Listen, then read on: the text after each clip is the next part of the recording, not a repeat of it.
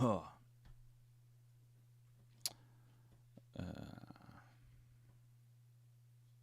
that Discord.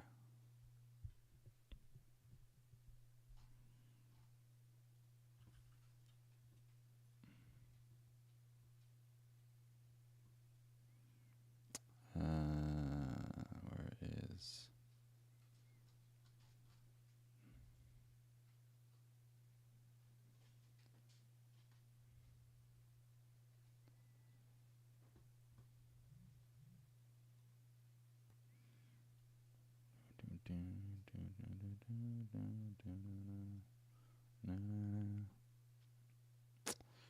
Where'd it go?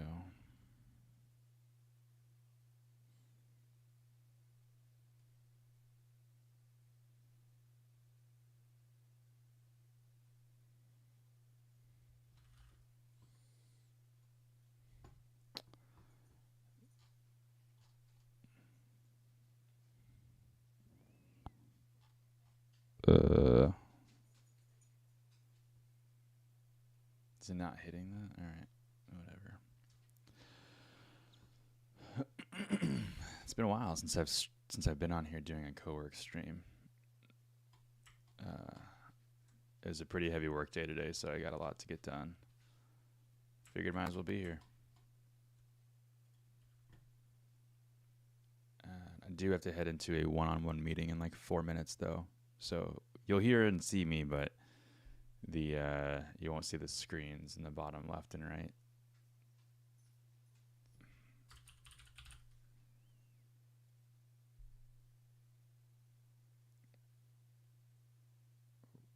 Okay, so team chat here.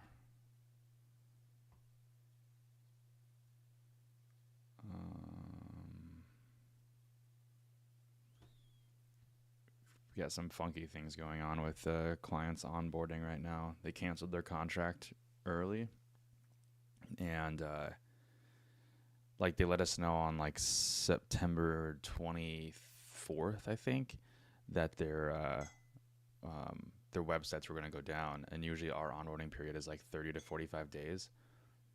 So we had to like scramble to get their site hosted on our servers, but the problem is they don't have access to one of their domains.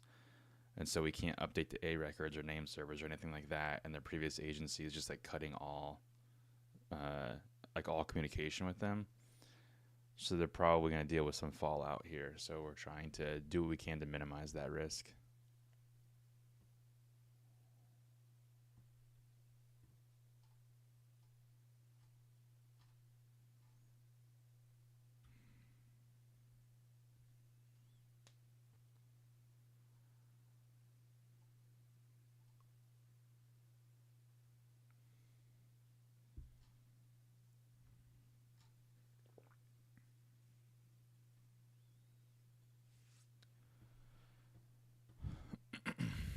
Make sure. Yeah, going on.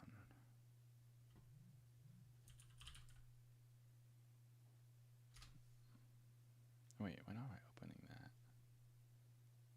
Stream elements. Where are you? Oh, here it is. Oh my gosh. Okay. Then what we want to do is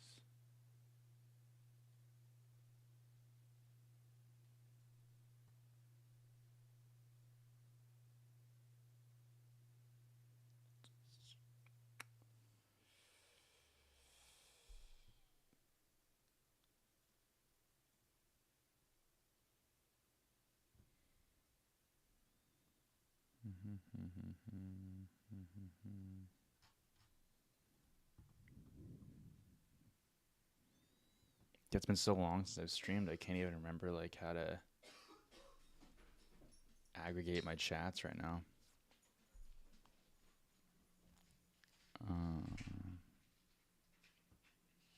Is it in the multi-chat window?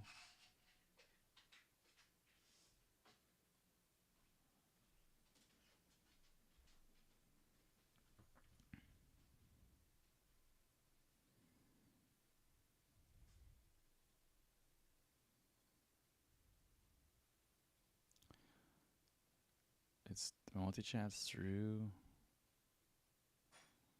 Stream Elements, so we should be good.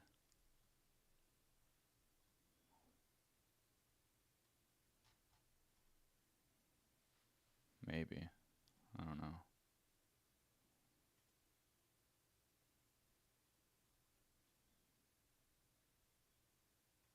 Channels.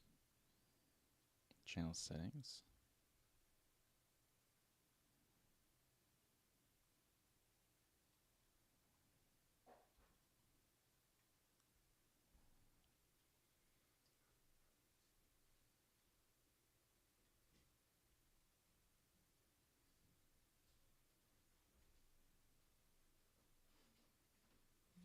Yeah, I assume we're good. All right. Heading into my meeting.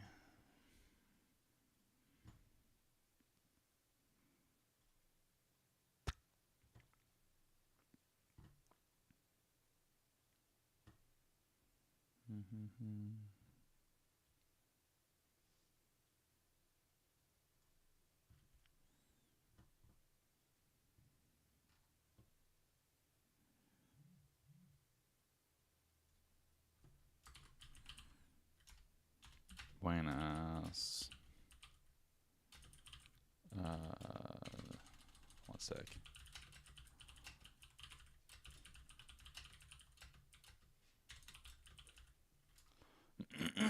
How's Angie? What are you drinking?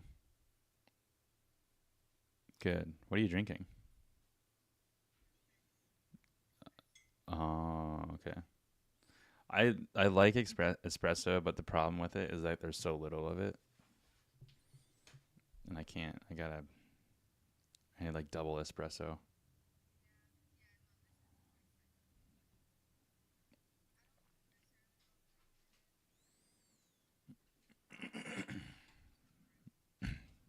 Yeah, you always need more coffee. I usually like.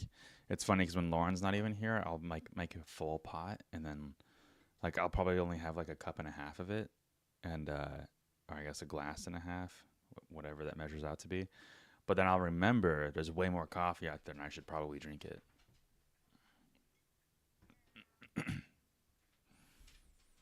No, I don't.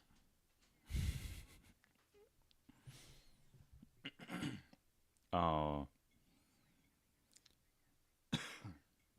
yeah, jail right away. I used to do this at when Cody and I worked at Mud. We had a coffee machine, but it's like straight up diarrhea coffee. Like it was like you push the button, there's yeah, it was bad.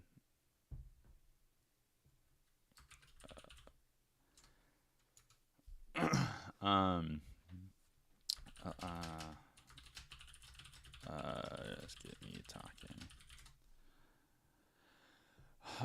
Okay, so for tasks, you might have to help me with this one because I've not been able to review your stuff, but I have it on a list of things to do. I'm gonna pull open your one-on-one document here. Okay, so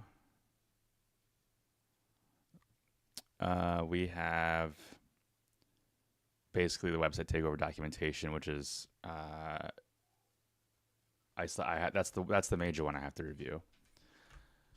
And then the offboarding checklist and documentation. I guess I can review that again. Is the next step just waiting on like what we should do, or are we putting it into practice next time a client leaves us, and then figuring out what to write there?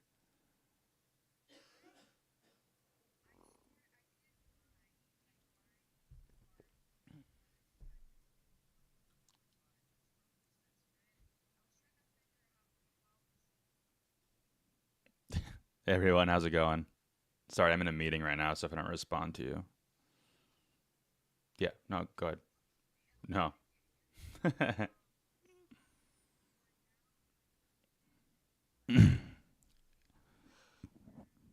it's only like a 15-minute meeting though.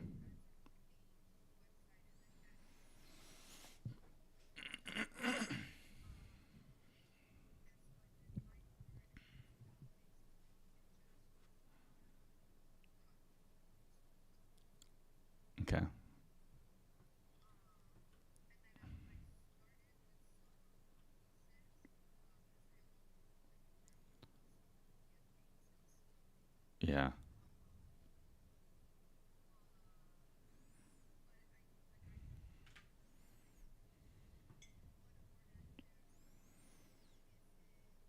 Mm.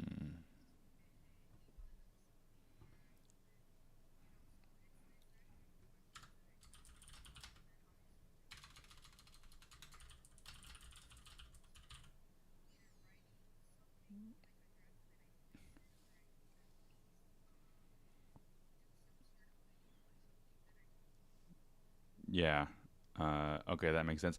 Yeah, I think we just like in order to work on this offboarding, client offboarding thing, like I think we just kind of have to wait for a client to leave us for us to like actually know what the right process is. So here's to hoping somebody leaves us. Um, I got a couple in mind, a couple clients in mind that'd be awesome. But uh, but okay, yeah. Otherwise, like it's fine the way it is for now. Um, and then you're working on the podcast video editing checklist as well with Lisette.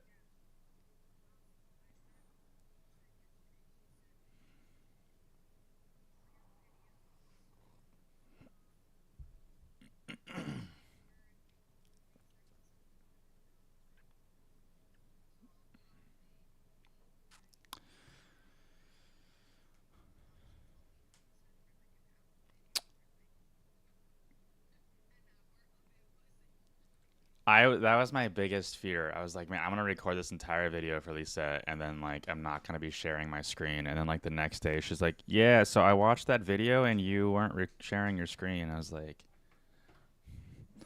but we did link up again, and I think we recorded another video of us doing it together. Uh, so, uh, yeah, and fortunately for her, like the documentation for editing the podcast video is more just like for her. Uh, so like it doesn't have to be super crazy.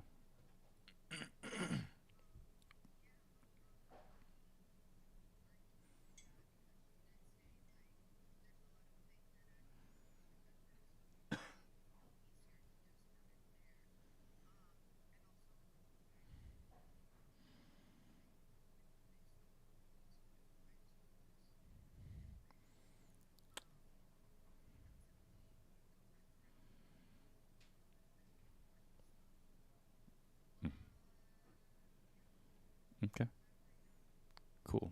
And the last thing I had was the next door documentation. I don't know where we were at with that. Were you waiting on Lisa to like fix the reporting or like?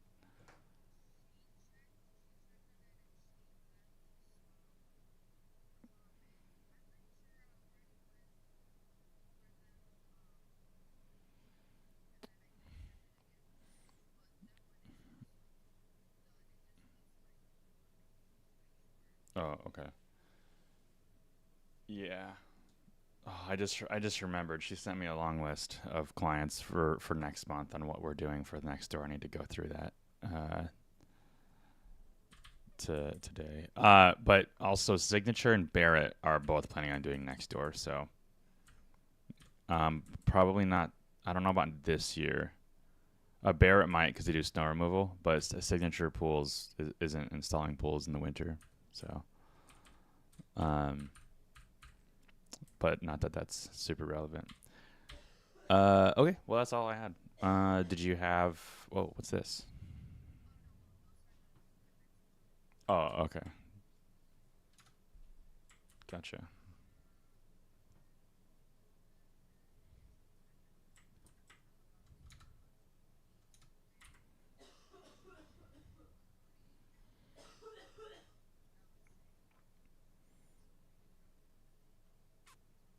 Oh, today. That sounds awful.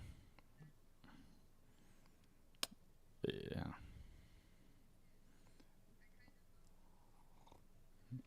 Do you like meetings because it's like doing work without doing work, and you get paid for them?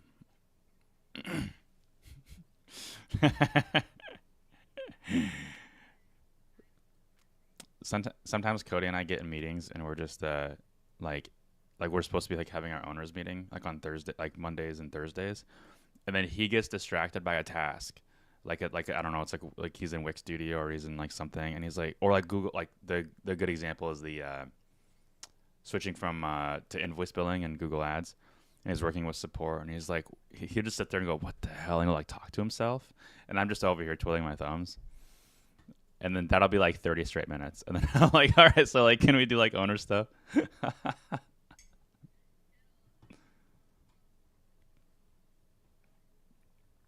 Yeah, so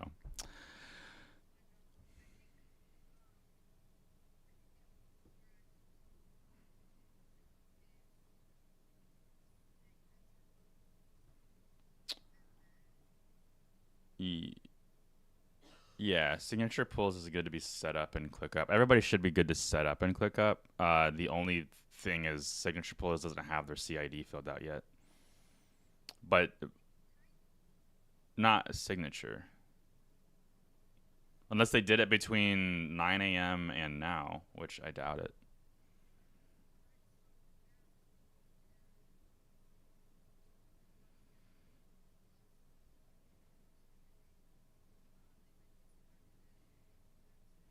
It's probably Barrett.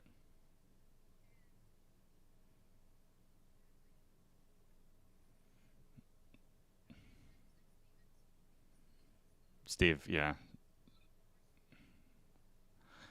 Yeah, but he didn't fill it out. I talked to Jamie over at Signature yesterday because they're working on migrating their Bluehost from their old agency to their own Bluehost account temporarily because their old agency owns their domain, which is stupid. So like they're getting everything migrated. I was like the simplest thing to do is just get your own Bluehost account, work with support, get everything migrated, including the domain and the website and the hosting. Once you're migrated, you can sever that relationship with your old agency, and then we can now build your site on our server, and we can just leave them out of the picture. So I think like they're working in that. That's the hell that Eva's in this morning is facilitating that, and then um, once that is done, then I'm certain because Jamie's doing all that at Signature, and she's not even on like the contact information for Signature, but she's doing all that, and then once she's done facilitating all of that, then I'm sure she's gonna go and fill out the CID.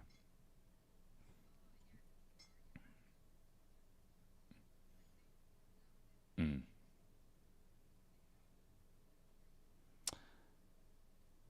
Uh,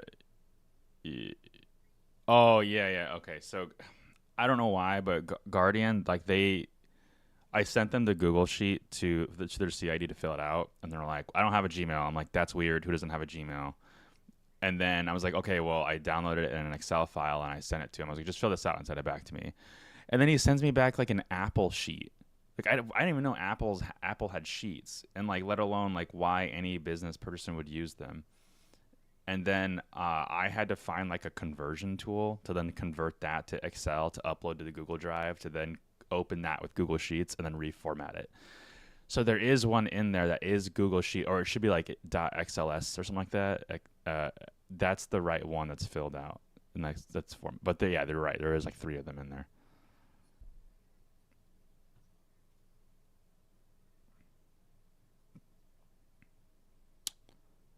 Uh, is it on the agreement or the quote? We might have. Well, so like they don't have a domain. Like they have a domain, but they haven't set up like their domain emails yet. And so if Google Workspace is on the agreement, then yeah. Otherwise, if it's not, then we don't have to worry about it right now. Okay. Uh, I always tell I always tell people like we can set up Google Workspace for you for $650, and then if like then I'm like, but you can do it yourself. And so some people like usually try to tackle it themselves. So but I did when I do quote, I do say like your website forms will not be delivered if you don't have a domain based email. So uh, okay.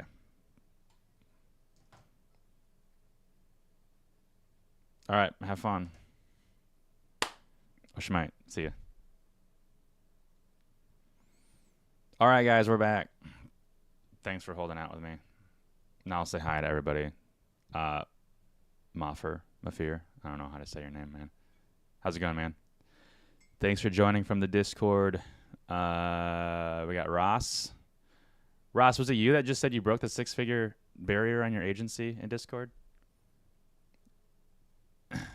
Bo joined right at Diarrhea Coffee. Yeah, dude.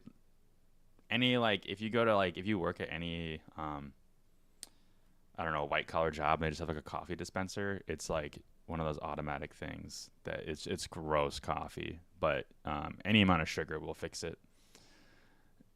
And then Eric, yeah, I think I mentioned this in the call. Yeah, I mean, you can hear half of it. You can hear half of what I'm saying, but I don't think you could. You guys hear? You couldn't hear Angie, could you? I don't think so. You could only hear my end, unless my audio is incorrect.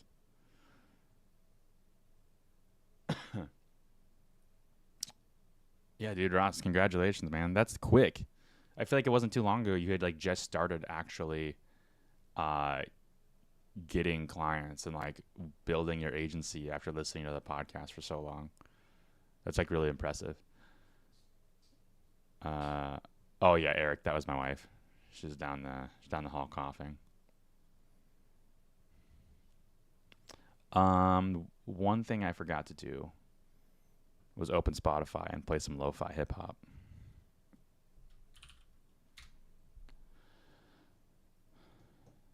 Ross, that's so awesome, dude. So wait, what are you charging then? Like so you're at about the 6-figure mark, which means you're making about $8,000 a month. So what are you charging per client? How many clients do you got?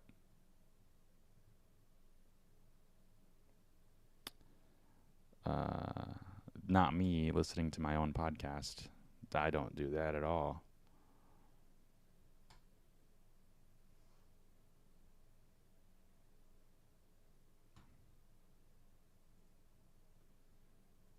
Mm-hmm. All right, so now we got to go to Spotify. I think properties. And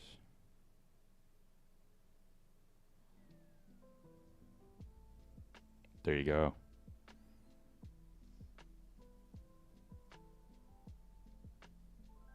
Yeah, Eric, I don't know, man. I think Ross should launch a course.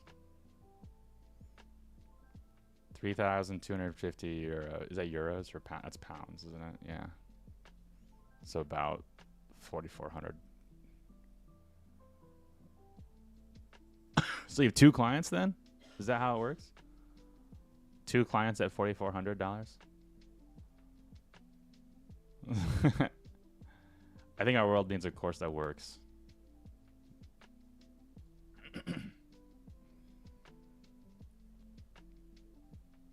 Oh my God, Drew. I talked to somebody in the Discord recently. I think it was I can't remember who it was, but he had everything. He had like the Eamon Gaji courses. He had the Andrew Tate Hustler University. He had it all. Also, can you guys hear the music? Is it too loud? Is it too soft?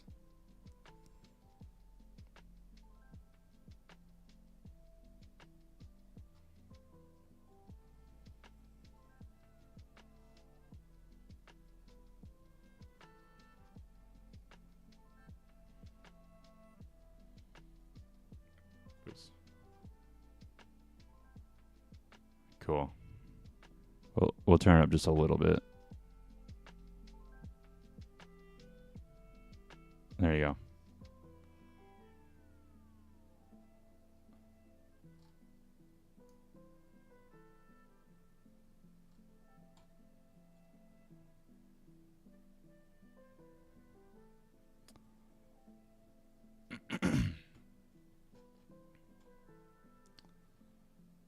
Okay. All right. So I know you guys can't see my screen, but I got 76 emails in my inbox. I'm an inbox zero kind of guy, so I treat it like a to-do list. Most of this just like ClickUp notifications and spam. It's a client form submission. I don't know what this is. It's some newsletter that we're gonna unsubscribe from.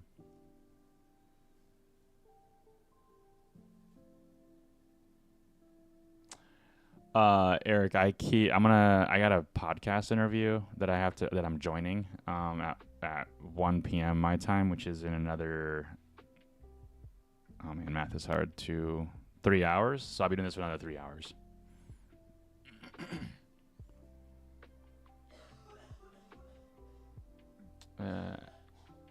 Ross says, as we're a new agency, I say to clients, we just can't be a rolling retainer. Funny thing, I had one client want to lock in for a minimum of 6 months. Did they want a discount?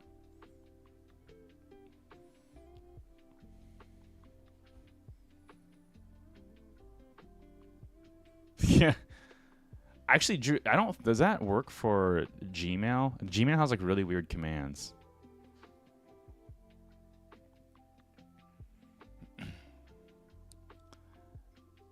Ross, they wanted to lock in for 6 months, but didn't want a disc. Why would they, like, what's the benefit of doing that then?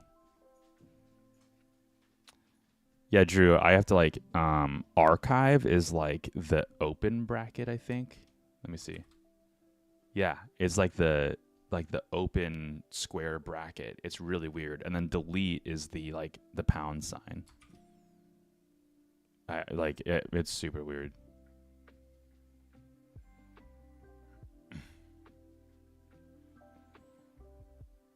Yeah, no worries, Eric. I appreciate you jumping in whenever you can.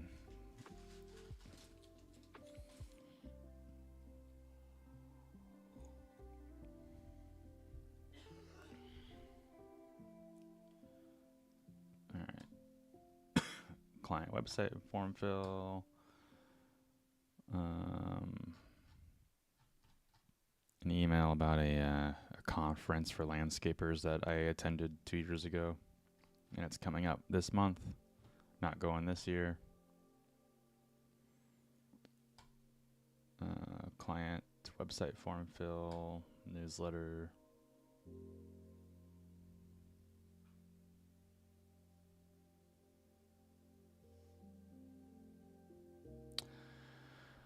All right, Ross says it's someone I know, so that helps. His other thing was he said it helped him with his CFO as he wants more structure. Yeah, I guess that makes sense. I don't know. I'm not big enough to understand the complexities of wanting to lock in at a contract with no benefit other than structure.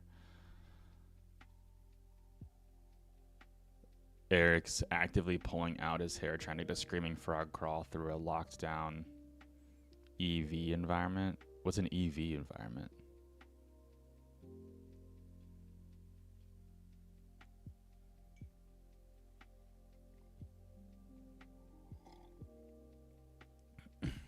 Yeah, Ross, Dev. Okay, gotcha.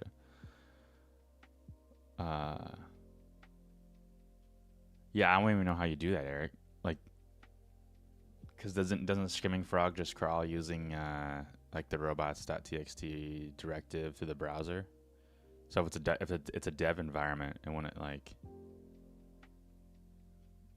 would either have a robots directive to not crawl it, or it wouldn't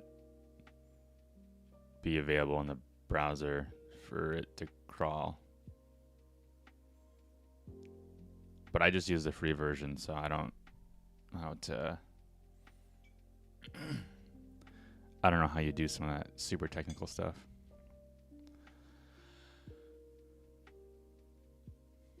I've only had one client ever want to lock in for like 6 months. And we gave him a discount on his onboarding of his second website because he's a lawn care landscaper and also had a DJ business. But I didn't give him a discount on his like monthly recurring stuff. Okay. Yeah, Screaming Frog paid is a new world to me. I've never used it. Okay. Let's delete these emails.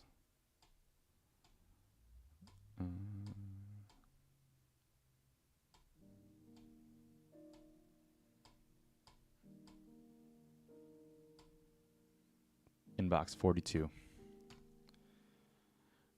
All right. So one thing we're working on is we're going to uh, start offering email. Well, the plan is to start offering email marketing services to our clients and social, like organic social. But the biggest problem with doing that is knowing what to post and what to email every month so that it may actually make sense.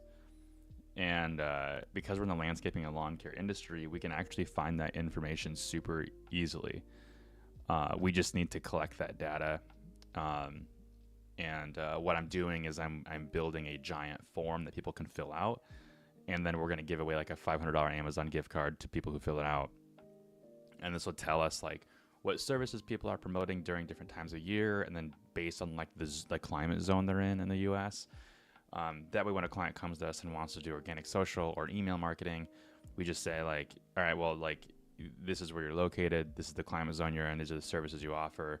And then we can aggregate it in some kind of filter that just spits out like, hey, yeah, months 1 through 12, this is what we're promoting. So I am building this thing in WooRise. It's a form, like a survey thing. And at the end of the form, we're going to say, yeah, if you want more entries like our Facebook page or follow us on YouTube or things like that. And that, so like it works in two ways. Like we get the data and then we also get the, the likes from our target market. So that's what I'm doing. The industry survey thing on my to-do list. That's what that is.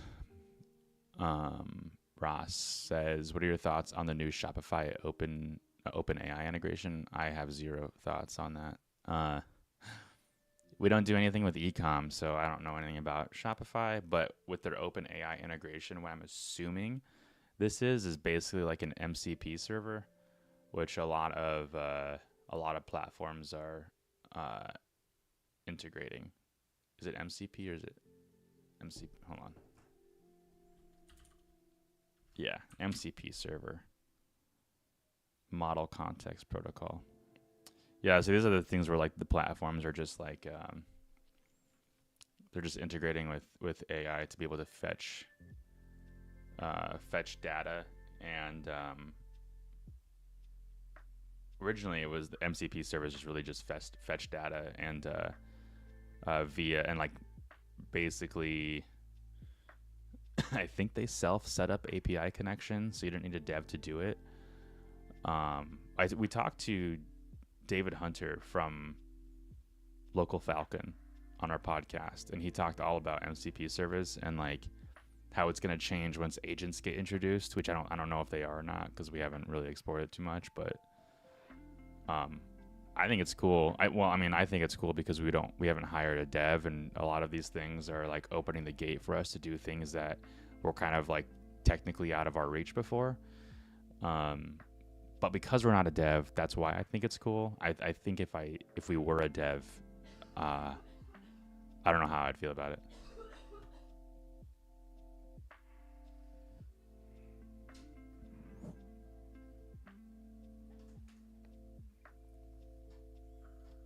My wife's shutting her door, so I might need to shut mine because I think she's going into a meeting. No, I don't want yearly. Go back.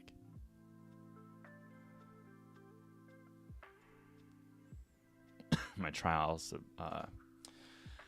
ended on WooRise, which is our survey form or survey platform. So I have to pay for it now.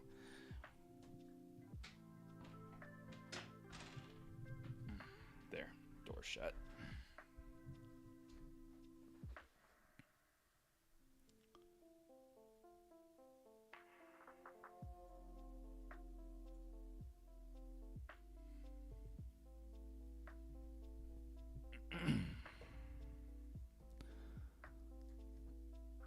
Should pop open TikTok and see what and start streaming there.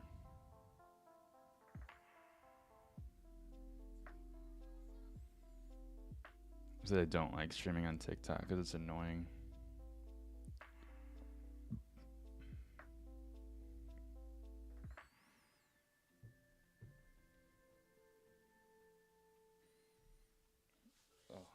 Also, my shirt is covered in dog hair. My camera picks it up like crazy.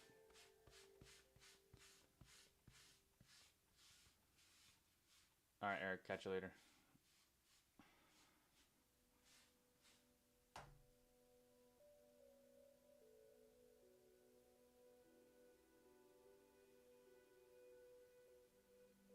How, Ross, can you explain? So Ross says could be a huge change for my world in conversion rate optimization as well.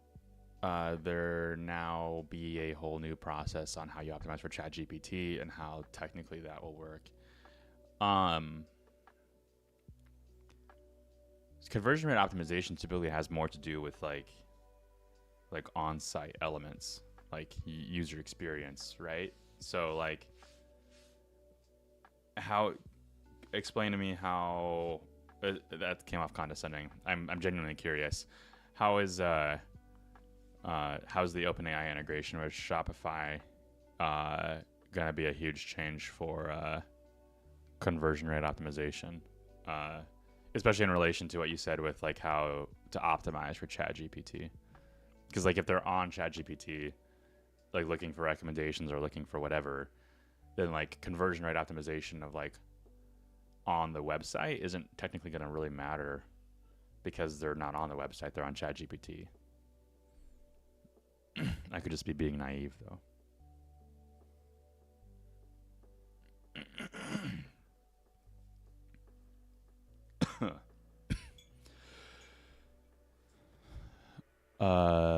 Drew says, do you use StreamYard or something similar to multi-stream across platforms? I use Stream Elements. If so, I use OBS and I connect to Stream Elements, and then I stream to Kick, YouTube, and Twitch.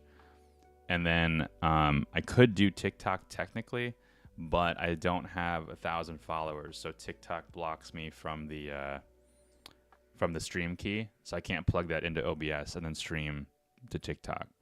So I have to prop my phone up as like a separate thing and then stream me that way.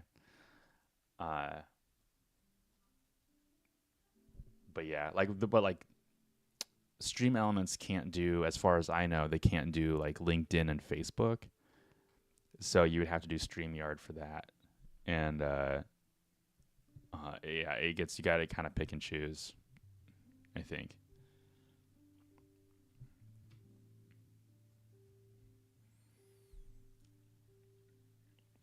But it's all like, I know StreamYard you have to pay.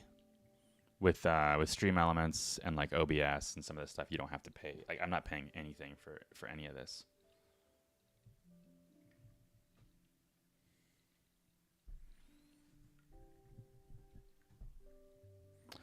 All right, this is I'm going to, what is this? I'm gonna hide this screen because I have to enter in credit card details. Sorry, guys. Except I don't think I have my card on me. So we're just gonna open our password manager because our card details are in there.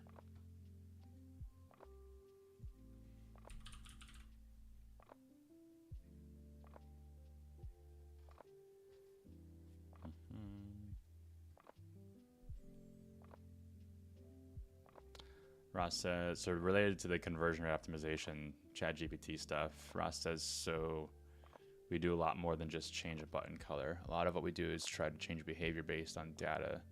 Obviously, right now, it's all done by learning about how users behave on site. Oh, so like with the OpenAI integration, you're asking it, like, how are my users behaving and like what are ways we can influence conversions? Is that kind of like what the future looks like, what you're imagining?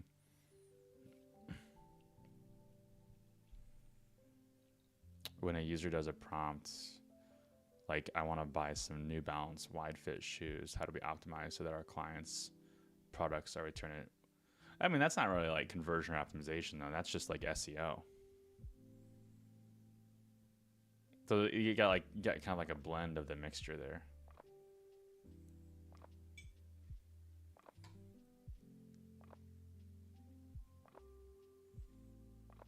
Okay, so we have old card details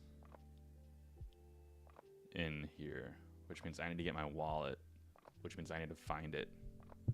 So give me a second. I have to go find my wallet and get more coffee.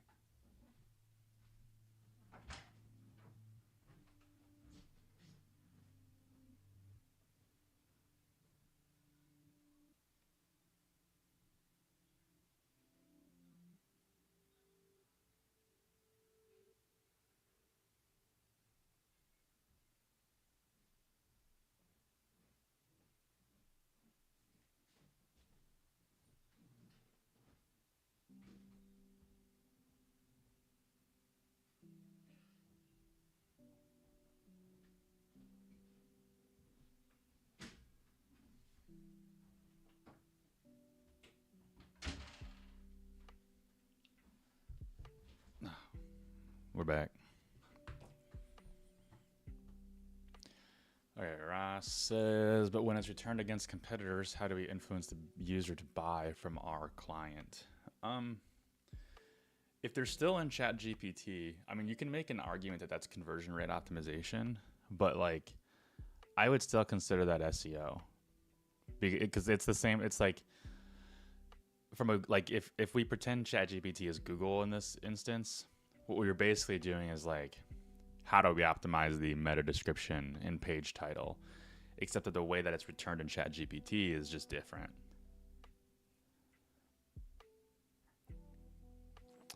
Imagining things like testing specific offers for ChatGPT to see if they convert better than. Okay, it's still the same thing that I'm describing, but like, yeah, I'm interested. I caution you though on like getting like too hung up in ChatGPT because like, yeah, it's taken like significant market share in a short amount of time. By significant, I mean like 2%. But like the market share of ChatGPT versus like traditional search is still pretty low.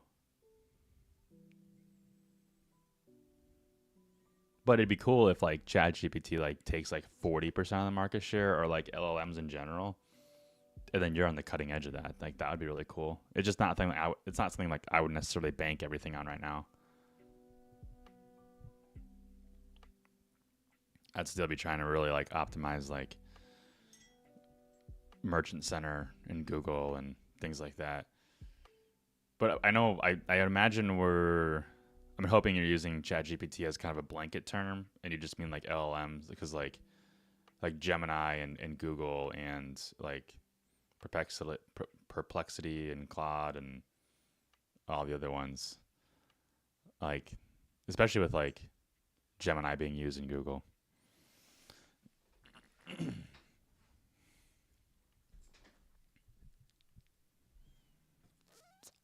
Plus, Gemini and Google is also going to pull from like the Merchant Center, and it's going to pull things from things that you already use for SEO.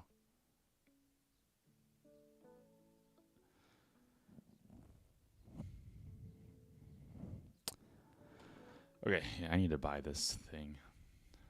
Ross says, "Oh yeah, for sure. I'm not worried.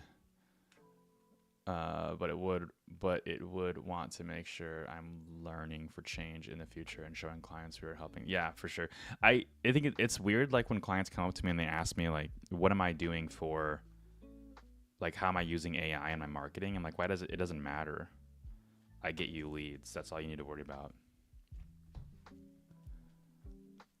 Yes, LLM is just saying GPT, as they have announced this deal with Shopify. Oh, it's like an actual deal with Shopify? I was thinking it was just like an MCP server.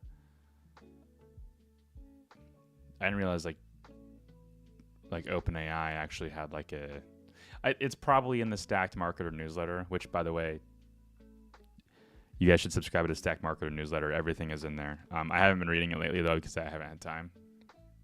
I haven't made time. I've had time. I just haven't made time to read it.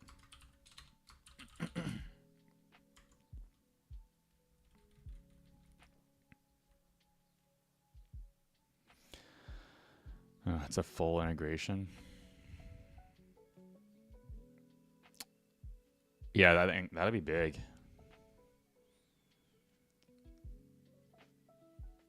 Yeah.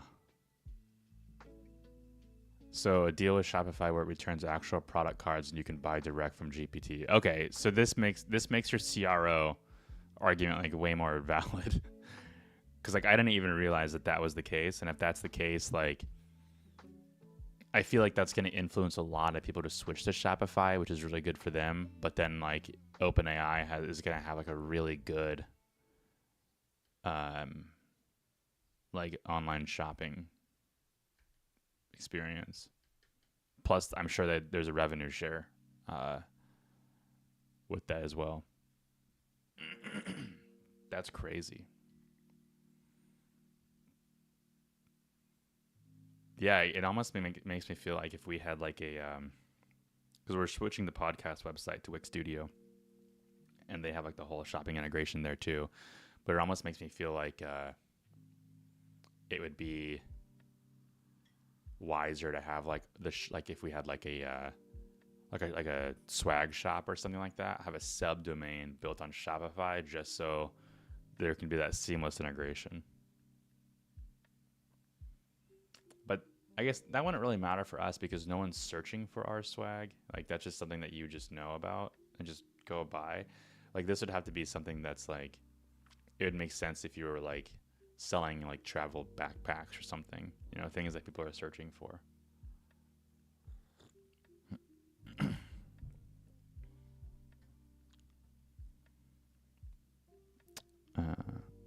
Dude, when I talk to you guys, I like it takes me like 10 hours to do one task.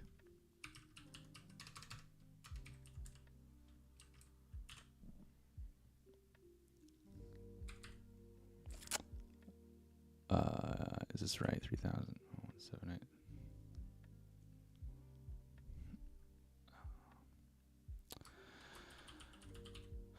I have to enter in business credit card details, and we're a remote agency, so I can never remember where we're located. I always have to go to the footer in our website to get our address. And then I'm not even sure if like the address is associated to our card or if it's our PO box because they're different.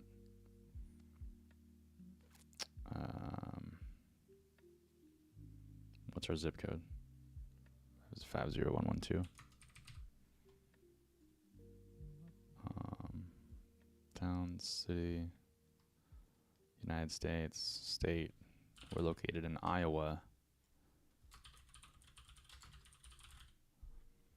It didn't ask for the street address, which is weird.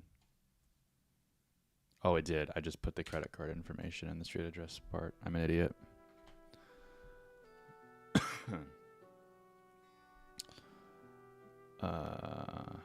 What is this? 800 4th Avenue. Number 1012. We use this thing called iPostal One. So we're like, the biggest problem with having a remote agency is like a lot of banks and other institutions don't take you seriously because you don't have like a physical address where your business is located. You can get a PO box, but a lot of places don't accept PO boxes as like, you know, your official address. And so what iPostal One does is they create basically a physical address that your business can be located at, and you can get like actual like shipments to, and not just like, you know, stuff to a PO box. So everything goes to that address, and it can be used as like an official business address. And then they will like send you notifications when you get something delivered automatically, and then you can either just like, I think you can view it online, or you can have it sent directly to you. So when we're remote, it's really handy because then, you know, Cody doesn't have to go to the PO box and then forward me mail. Instead, it all goes to this location at iPostal One, and then we can see what mail is where, or it goes to who, and then we can just have it shipped from there to us. And it's super quick, and I don't like that in itself doesn't cost anything extra because we already pay a subscription to it.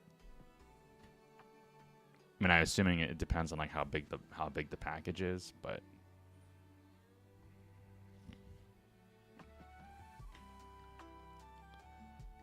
But we just made that transition not too long ago, and so we had to update everything where our PO box is listed to like that address, and some things just didn't get updated, or they did and they didn't take. Like a lot of our credit card stuff and like banking information, it's like there's like 3 different places to update it in like the same software, and if you don't do all of them, then like your cards don't work if you enter the wrong address.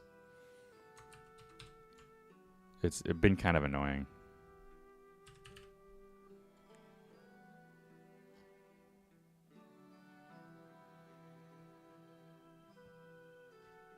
Drew, you hopping over to another meeting? Then you just go. Oh no, Eric went to one. Sorry. Well, we'll see you. We'll see you later. See, there's an error processing the payment. Like, why? So like, I don't know why. So now I'm gonna change the address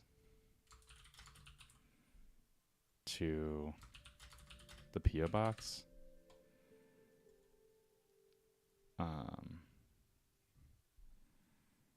But the problem is I don't remember the PO box like zip code now. I think was it 50266? Is that right? No, that's Des Moines.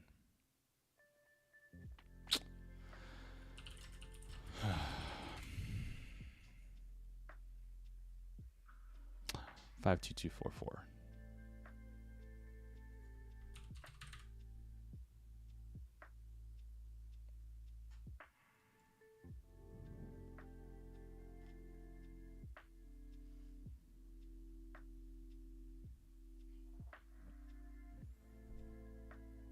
Oh my gosh, the card is not processing. Why?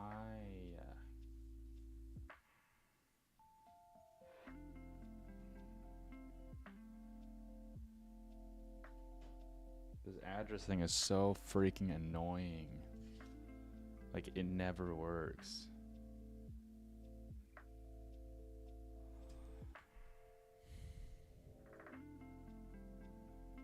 $800 4th Avenue.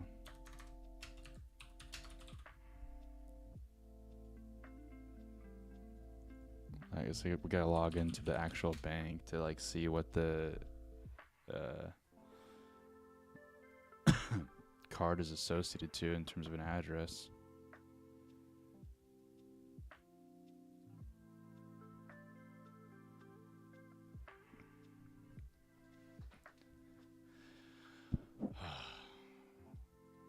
I hate banks so much. Like the security is like way too much. Like business partners, like if you have like a 50-50 partnership in the business, it's like there's like no leeway and like equal partnership. It's stupid. Let's just try using Cody's credit card because we have that saved in our password manager.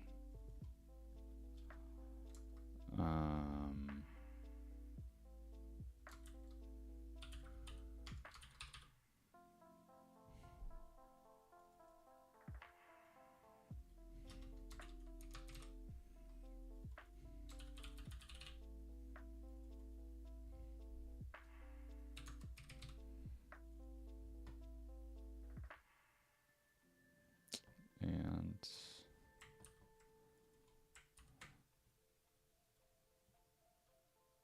let's see.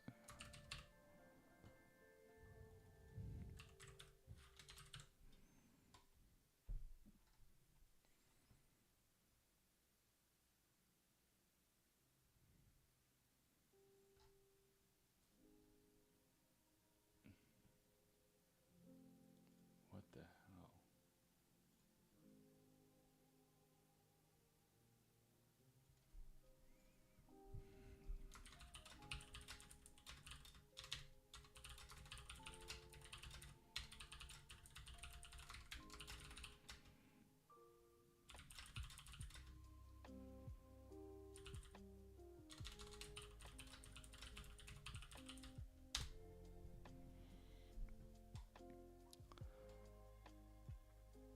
Why is this? What's so stupid? Like the card keeps declining, and there's plenty of money on it. In fact, we pay it off every single month. So like, it's probably a thing where I have to like call the bank and just be like, why are you doing this? It's so stupid. I hate this.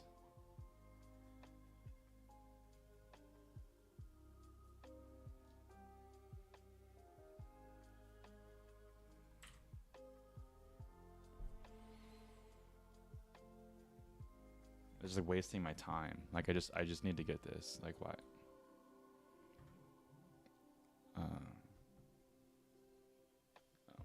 Uh,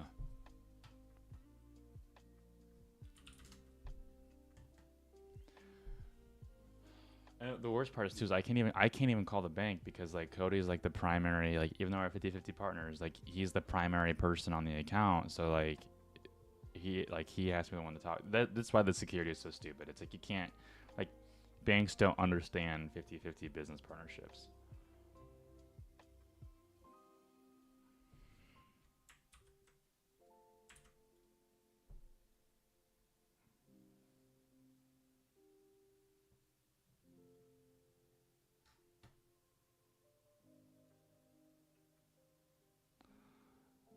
There's a $50,000 balance on it, and there's only $2,400 on it, but this keeps declining for some reason.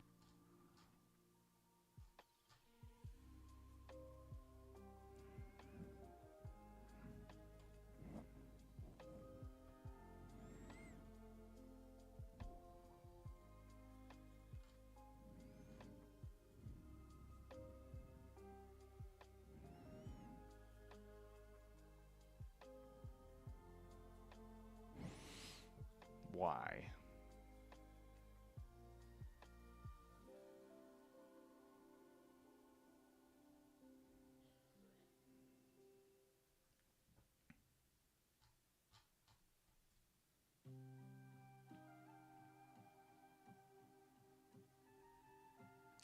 I wonder if it's declining because I'm putting the number sign in the address for like the suite number. Let's try it without doing that.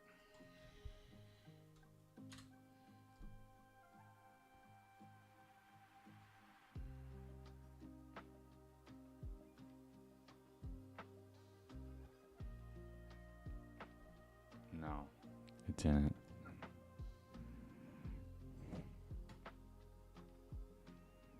All right. Well, let's try to find our bank account rep's phone number. We have like a business rep at our local bank. So usually like we can handle things a little easier.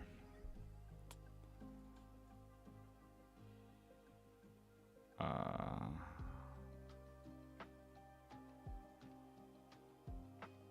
gonna give him a call.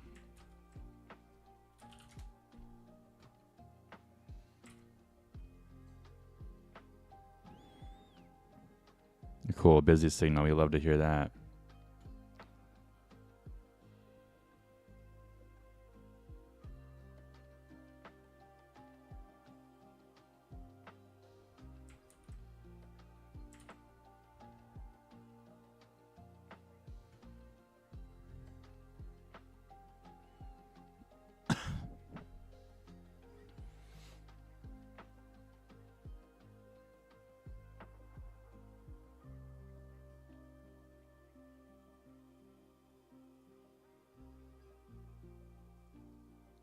I answered the extension of the party I'd like to reach, and they just hung up on me. What is this?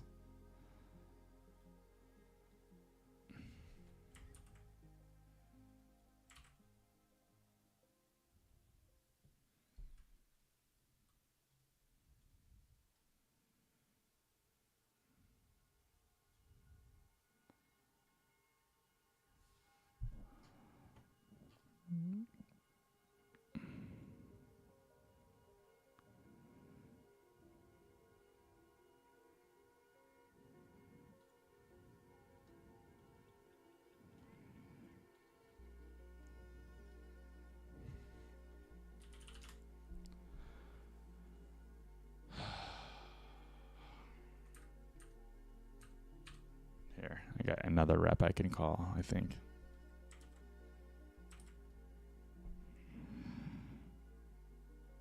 All right, this one's ringing.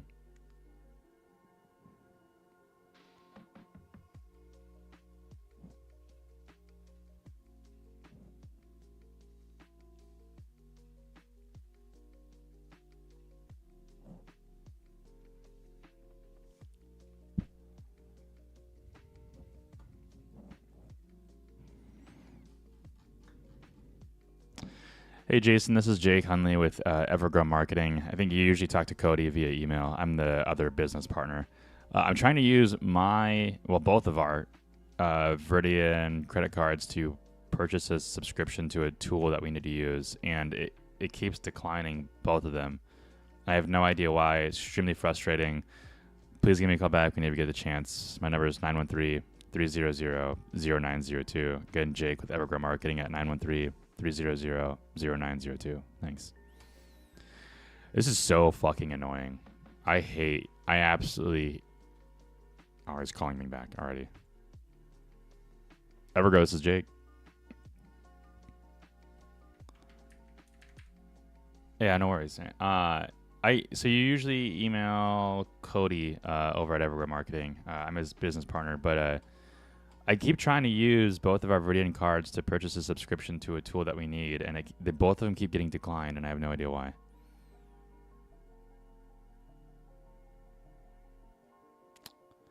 WooRise.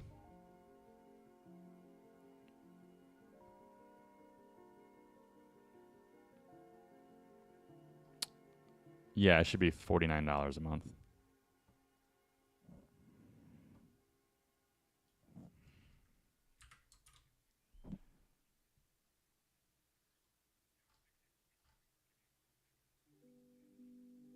Okay, sounds good.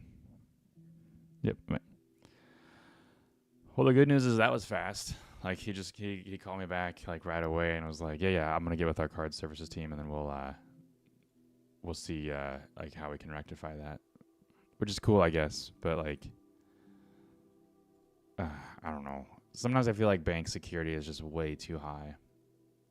Like it's so high you can't even use your own stuff.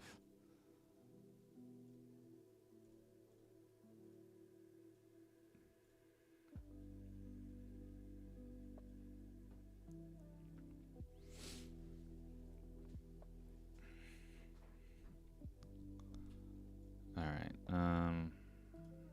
We did our one-on-one, so let's go ahead and wait. I should be able to interact with this. Why can't I?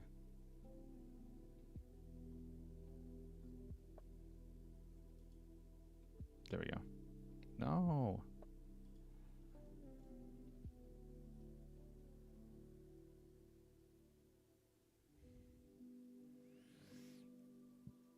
Great. You guys on TikTok, if you go to my YouTube channel, you can see my to-do list on the things I'm working on and have a better view than this. Hunter, first time joining the stream. Well, nice to have you around. Did you come from the Discord or you just find us randomly?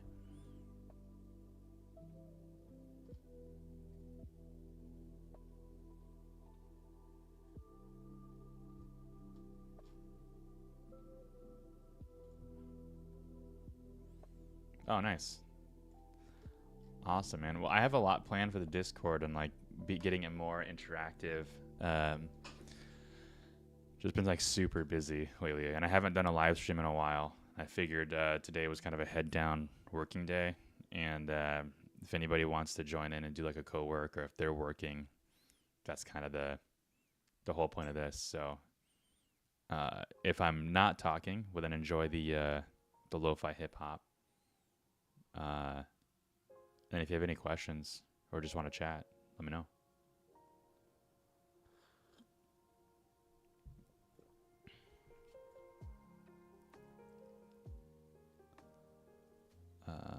Okay, so looking at bringing the CEO of Hey Libby, which is a AI voice receptionist for local businesses. or for like local industries too on our podcast. And so we're trying to coordinate a time that we can record that with them. So he says, can't do next week. How about the 14th on the same time? When's the 14th? That's the Tuesday. I mean, I could probably do that. Can Cody do that? Yeah, Cody can do that. How about the 14th on the same time? What time were we talking about? 3 p.m. Eastern? It's Central. Yeah, we should be able to do that. 3 p.m. Central. That should work. I'll send out an invite. Are you still? So you were at the gym, pumping, when you got the notification. Are you not at the gym now? There was somebody who tuned into the stream a while back, and they tuned in, went to the gym, retuned in, was getting their pump on and listening to this. I'm like, I don't know how you do that. I don't know how you not pump to music. Okay, you have a question. So in my opinion, what do I think is the best way to do client outreach for a 3D animation agency, like making 3D animated content for brands? Well, give me some examples. Like, how would you use that for marketing, or I guess for anything? Why would a brand want 3D animated content?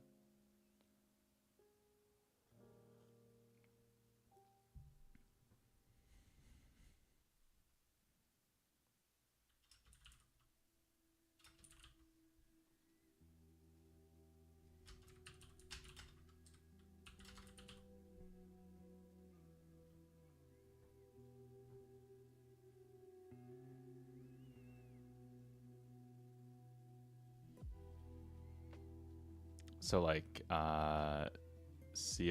Counter-Strike gambling websites or NFT projects doing trailers. I'll be honest, it's not really an industry I'm familiar with. How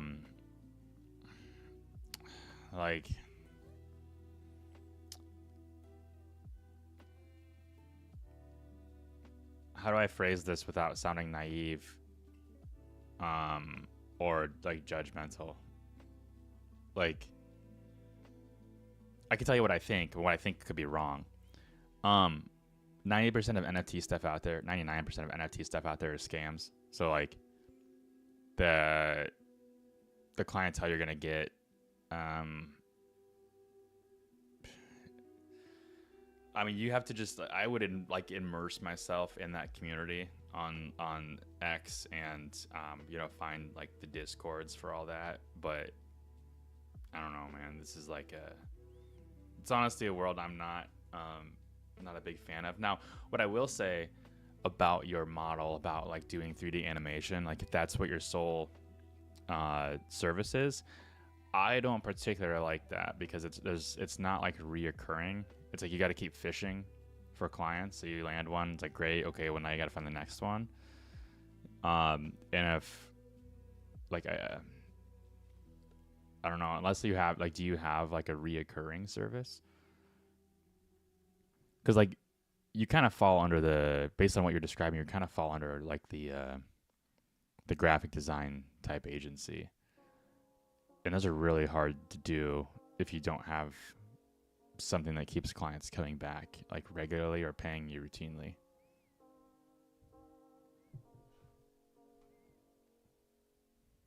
That's why a lot of graphic design agencies turn into brand strategists, and they get into website building. We had on our podcast, we had a Lumo Design Studio who did the graphic design stuff, and then they pivoted to a full brand studio, and then have reoccurring website stuff. It's always a tangential service to keep the reoccurring revenue coming in.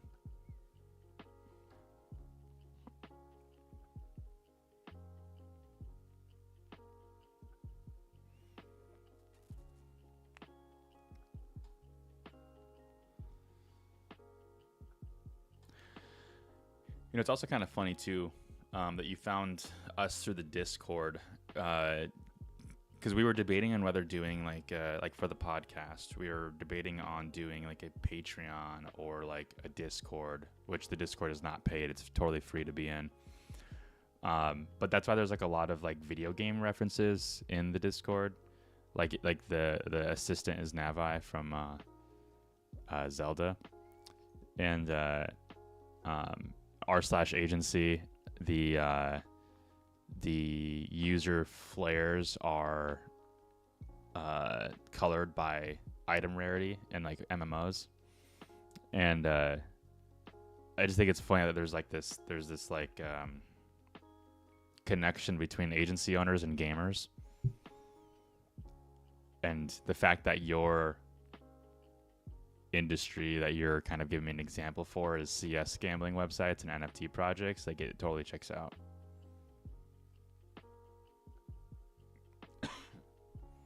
I don't know what any of that's supposed to mean, but just a connection I was making.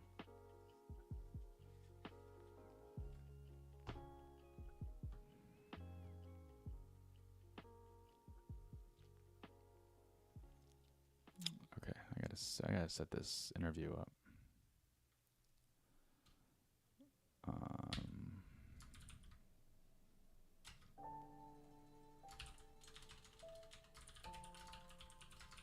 No, we do trailers. So most recently, an agency reached out to my friend for a Samsung project, which I was involved in. That sounds big, but I was wondering how do these agencies land clients for product animations?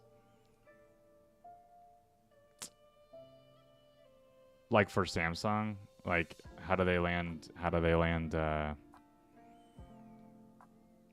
projects for?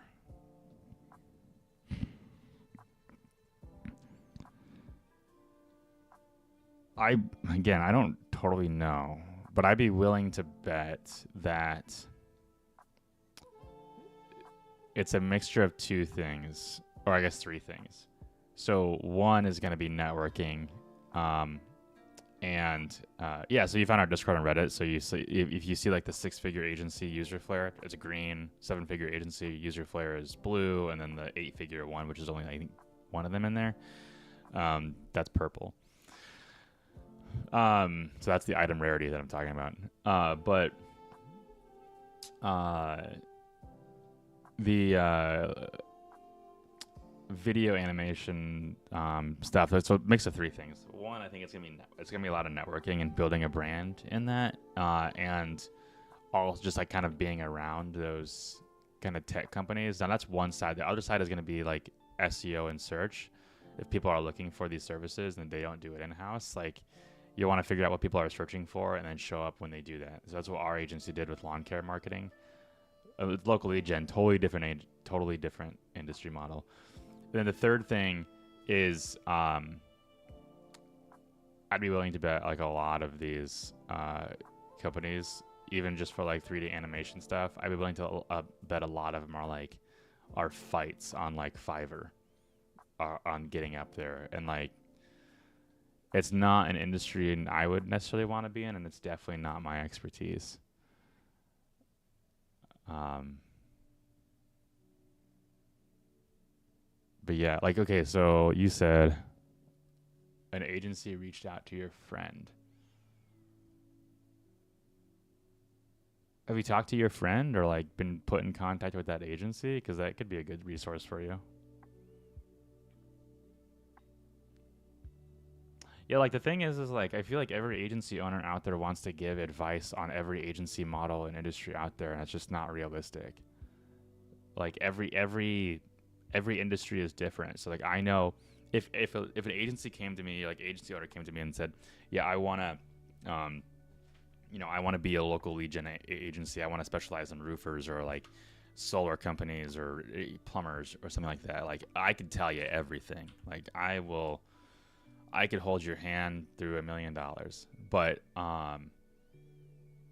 if you're gonna if you're dabbling in like video animation projects and you don't have like a retainer or you're trying to get in front of these companies, I'd have to start from the ground up and like really understand the market and then understand like how people are coming across those in the first place. And I think any agency owner that didn't do exactly what you're trying to do or like is in this very similar market tries to give advice to you on that. I think it's like disingenuous. I don't know. Words are hard.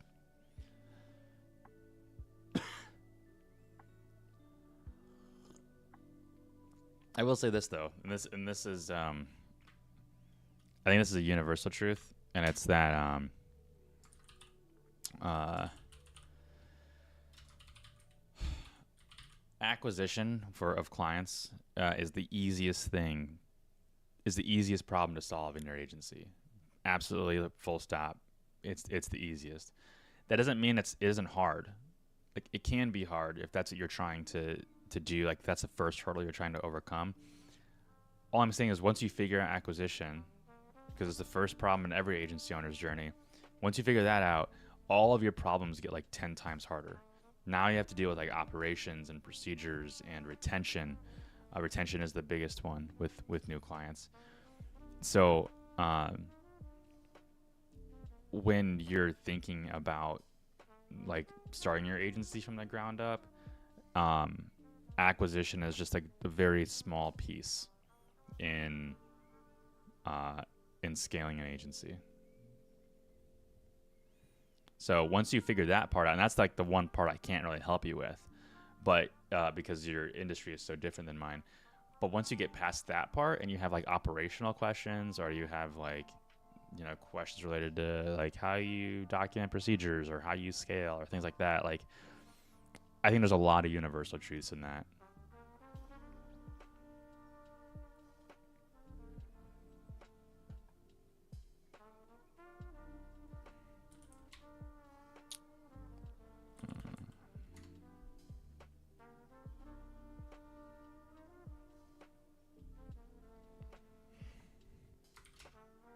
What would you recommend for someone in Pakistan to start, which is future-proof agency model? Dude, it's crazy you just asked me that question. So there's an episode on our podcast. It's here. I'll read it to you. Oh wait, I can go back to sharing both my screens now. So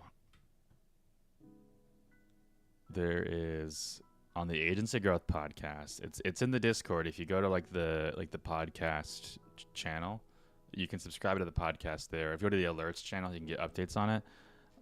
You can also subscribe on like YouTube and Spotify and all that stuff. But there is an episode that we recently did.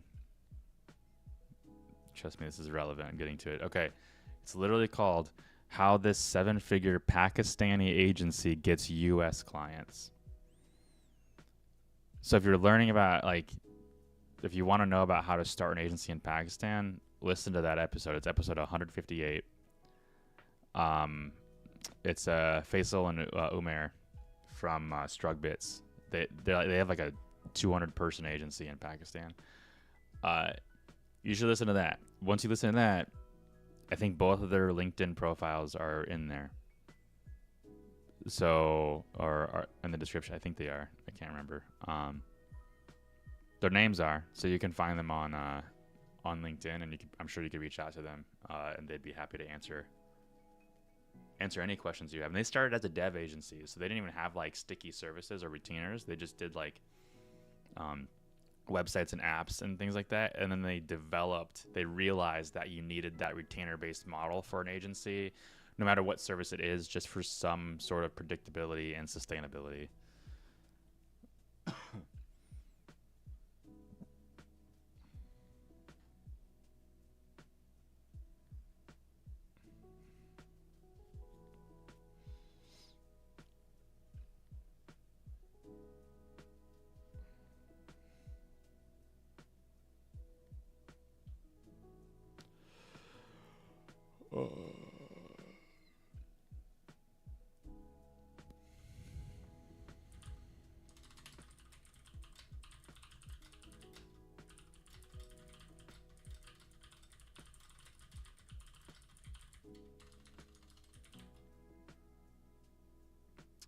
I disagree. I think retaining clients is really easy. Like, I say so. Okay, that was rude of me. My experience is in client management and account management. I have like when I worked at an agency before I owned one, I was a like client relationship manager and account manager. So the relationship part comes really easily. Um, there's two components. There's like maintaining the relationship, and there's also maintaining positive performance. And if you're missing uh, either of those, retention is hard. Absolutely. Uh, so our positive performance really comes from the skills that my partner Cody brings to the table, and the positive relationship comes from the skills I bring to the table. And so for us, maintaining clients is actually pretty easy. Retention is, and so is acquisition. So those are like the two easiest problems for us. We have way harder problems in our agency to solve than acquisition and retention. I think a lot of people struggle with retention, though, is because they're priced incorrectly for the value that they give. So an example is, I'm a new agency owner. I want to start an agency. I want to start selling Facebook ads. I'm going to charge a $2,000 a month retainer plus Facebook advertising. And then you don't even think about the business that you're running the ads for. So if it's like a landscaper, chances are they can't afford a $2,000 retainer, and they can't do it just for Facebook ads. Like the amount of leads you're going to have to provide is insane. And let's say you even provided leads for like $10 a lead on Facebook, which is roughly what you can get them for. Those generally have like a 2% close rate for the client, and that's no like knock on the client's closing percentage. That's just because the leads you get from Facebook are so bad. So having said that, like, let's just do quick math. I mean, all this is just business fundamentals. So like $2,000 retainer, let's say you have $2,000 in ad spend, that's $4,000. You get $2,000 in ad spend divided by $10 per lead. That's 200 leads. 200 leads close at 2%. That's 200 leads.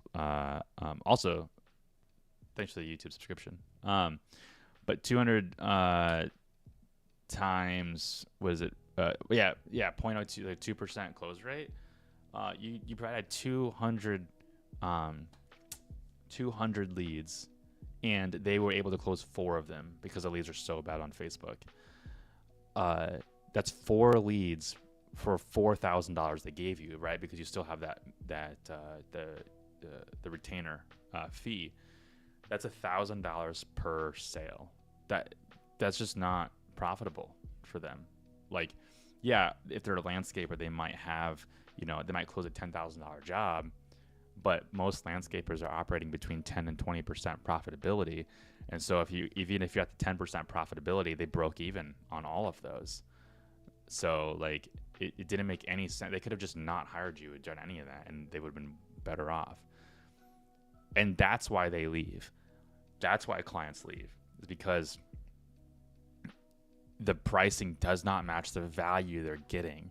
So if you can solve that first, and you can understand your target market and what you need to deliver and the quality of the leads from that platform, and you understand that, then you don't even have to worry about retention, as long as you're a good person and maintain good relationships, and know that what they're paying for is going to produce the volume in leads and sales that is financially sustainable. I think most agency owners struggle, or not even agency owners, most like freelancers and new agency owners struggle with that concept, because they took a YouTube course on how to sell Facebook ads and then outsource the work, or charge an astronomical amount without even considering financial implications. I'm getting a phone call, and I think it's from my bank. Hold on one second. Everghost Jake.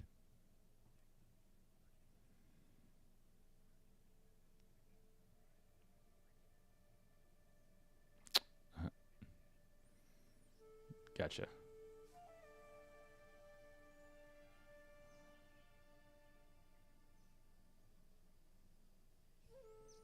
Okay, sounds good. Thanks, Jason. Bye.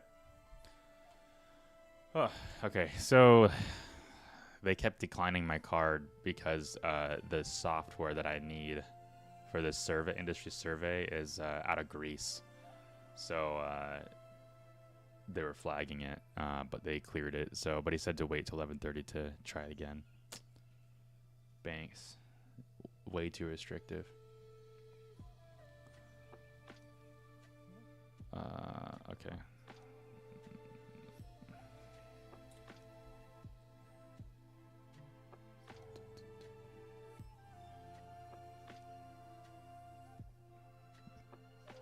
All right, podcast interviews scheduled.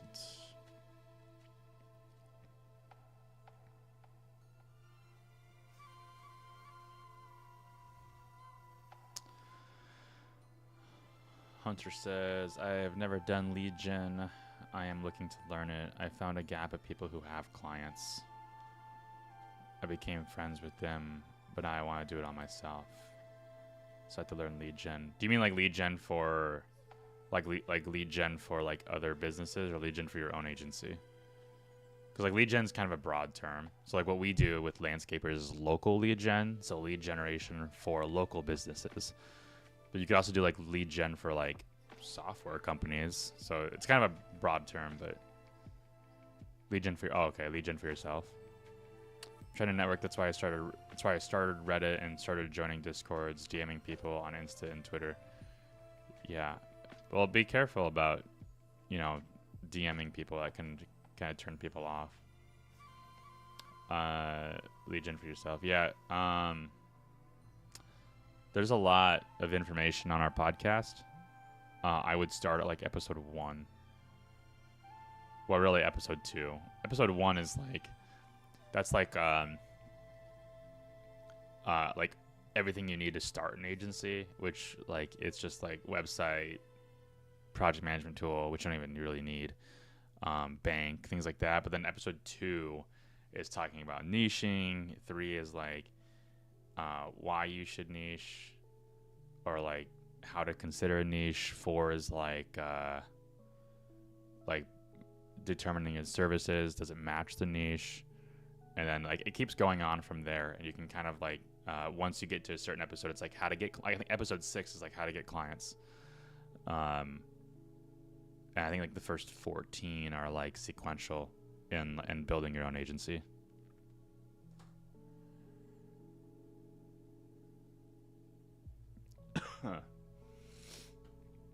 But the podcast has been going on for a long time, like 3.5 years. So like episode 174 just came out last week, I think. Was it 174? Let me look. Oh, I didn't even put the episode number. But yeah, it's episode 174. It just came out. I'm going to go fix that. It's a weekly podcast. So that's, yeah, like over 3 years.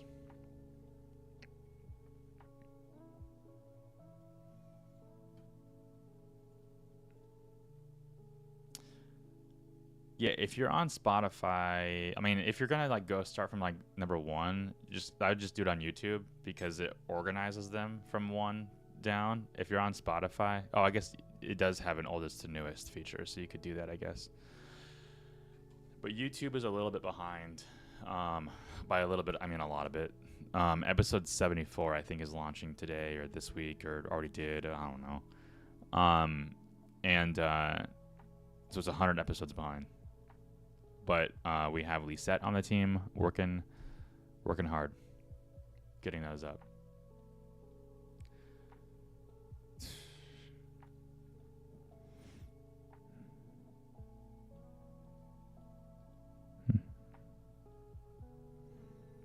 All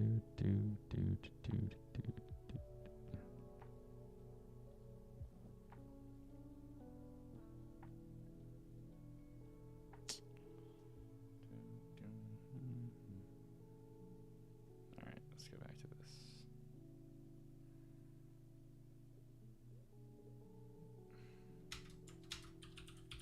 episode 174.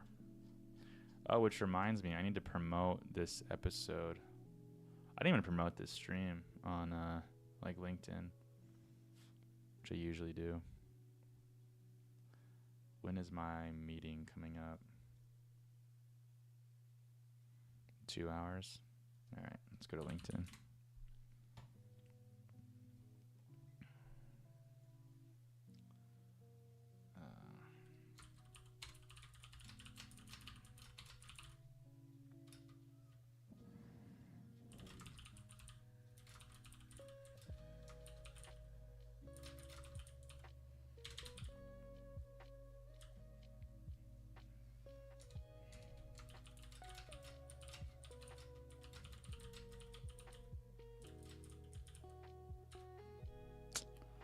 Where's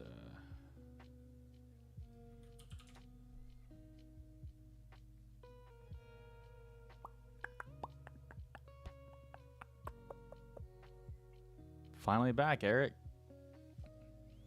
Geeked out on some data. I got more work to do now as a result. Nice. Was it an internal call or a client call?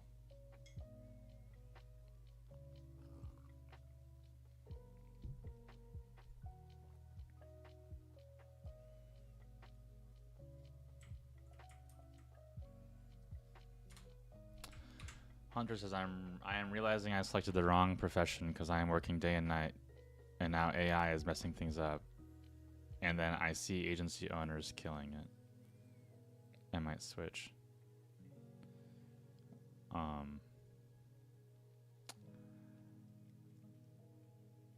Hunter, I'd be careful about what you're seeing online because it's not necessarily true.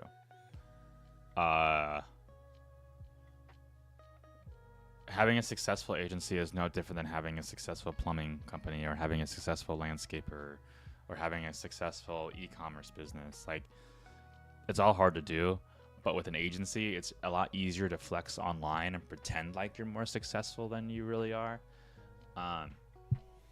So like, I would just be careful about like what you perceive online because it's probably not accurate. The barrier to entry is really low with owning an agency, and that's why a lot of people do it, is because you don't have to have a degree, you don't have to have expensive equipment, you don't have to have really anything, and you can learn everything online for free.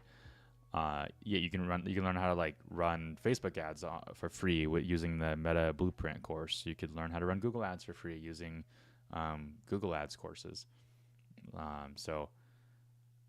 Yeah, not everything is like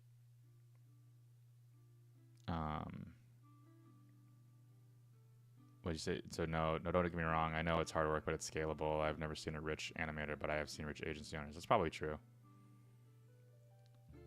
Eric says, is an internal call with talent acquisition team, validating recruiters' activities, visiting campuses, etc. What do you do, Eric? What's your 9 to 5?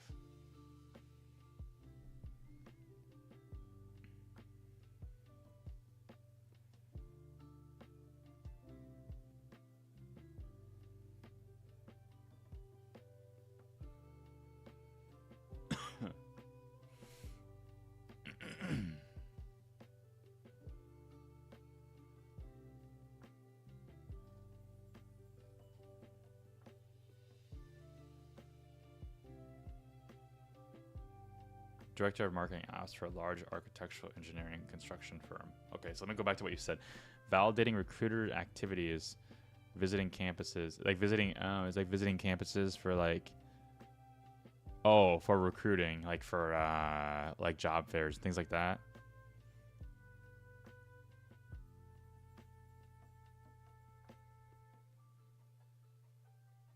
College, yep. Okay. I was confused for a second. Hunter, coming back to you. Yeah, like I haven't. I mean, you haven't seen rich animators, but you've seen rich agency owners. Like, it's also, you could consider that agency owners, like, animation is a subservice of agency owners. So it's usually not something you just build off and like you build something solely on that.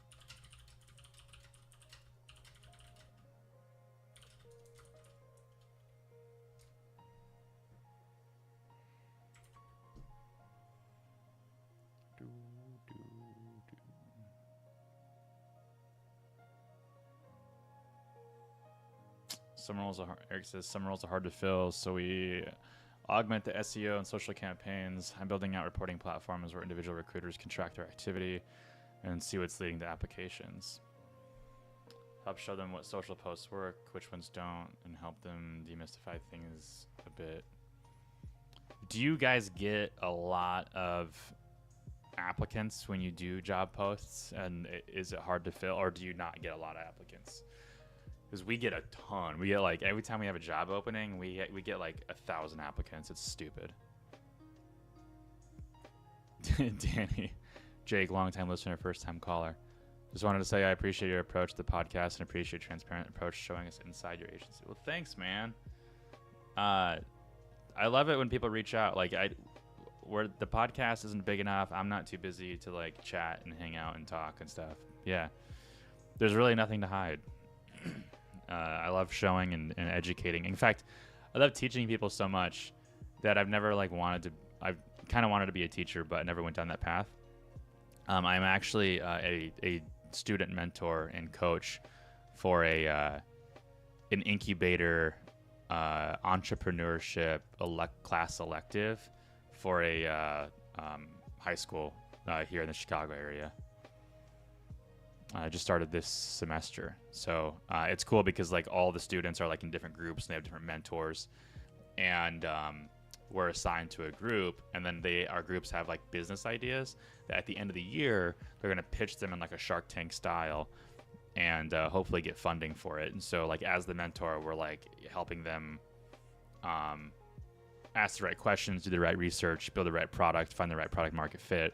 So when they do pitch that, they win. So there's like a little bit of a competition thing involved, but also kind of educating them on just like real world business and solving problems creatively, because school doesn't really teach you how to solve problems creatively like that. It's all like, structured and textbook. Eric says, yes, we normally have 100+ open roles at any time, so there's way too much for an individual to see without good data.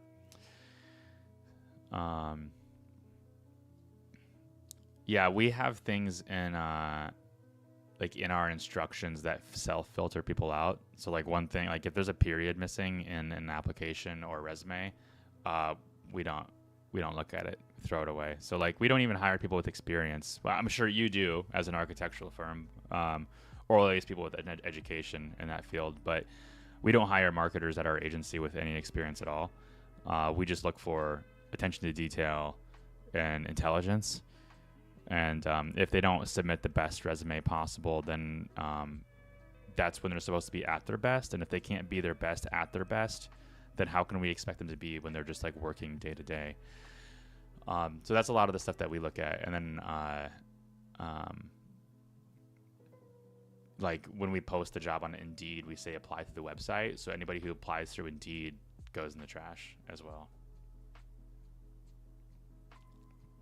Eric's the same. My ideal next role would be to train and educate on leveraging GA4 data. Dude, what a saint.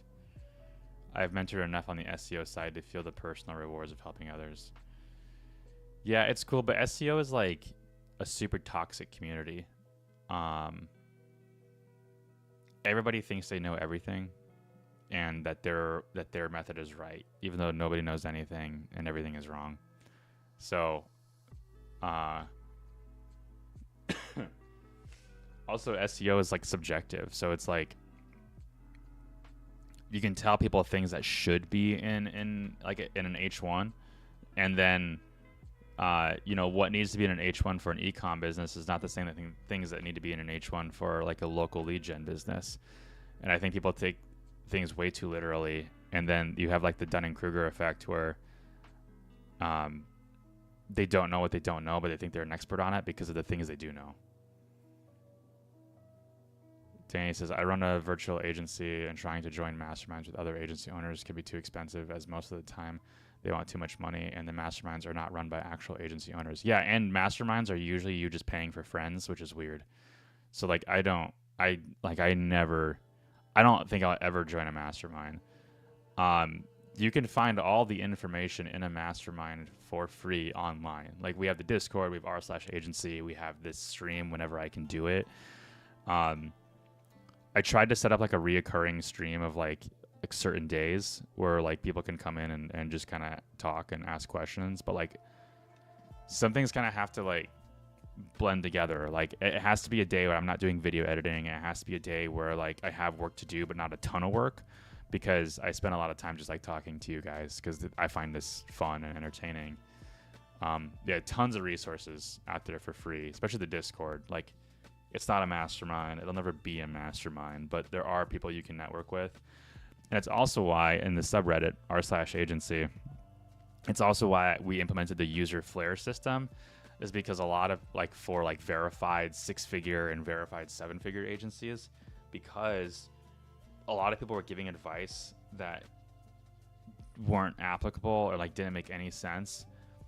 And there is no way to like credit or discredit certain people giving advice. So this way, like if you see a verified 7-figure agency post something or respond to something with their advice, you can know that they were vetted financially to know that they got to where they are now, and you can actually take their advice for what it's worth. But then like if somebody that doesn't have that flair is giving advice, it's you know, you can be like, well, you don't have to like take their, you don't have to take it literally or trust that person. Eric, I just summarized your 25 years in SEO. You've never pretended to know things like that. Yeah, like you're one of the few. I used to be like that. I used to be like, no, the word is law. You know, like my word is, I know everything about SEO, and like the more I learned like about it, the more I learned I didn't know, and that everything is situational. Every industry is different. Every industry has different rules. That's why our agency doesn't focus on like ranking. So when clients ask us like, hey, how are we improving rank? I say, I don't care about rank. I care about leads. And that's why we focus on like the business goal and not these like subjective SEO goals. And I see a lot of SEO agencies like charging things based on like, what are they charging things by? Based on like keywords they want to rank, or like positions tracked, or like backlinks collected. None of that matters, man. Like what matters is leads. And if you can't get leads by doing the thing that the client's paying you for, then why are they even paying you? You're not affecting their bottom line. And so what I tell clients is like, hey, we don't care about rank.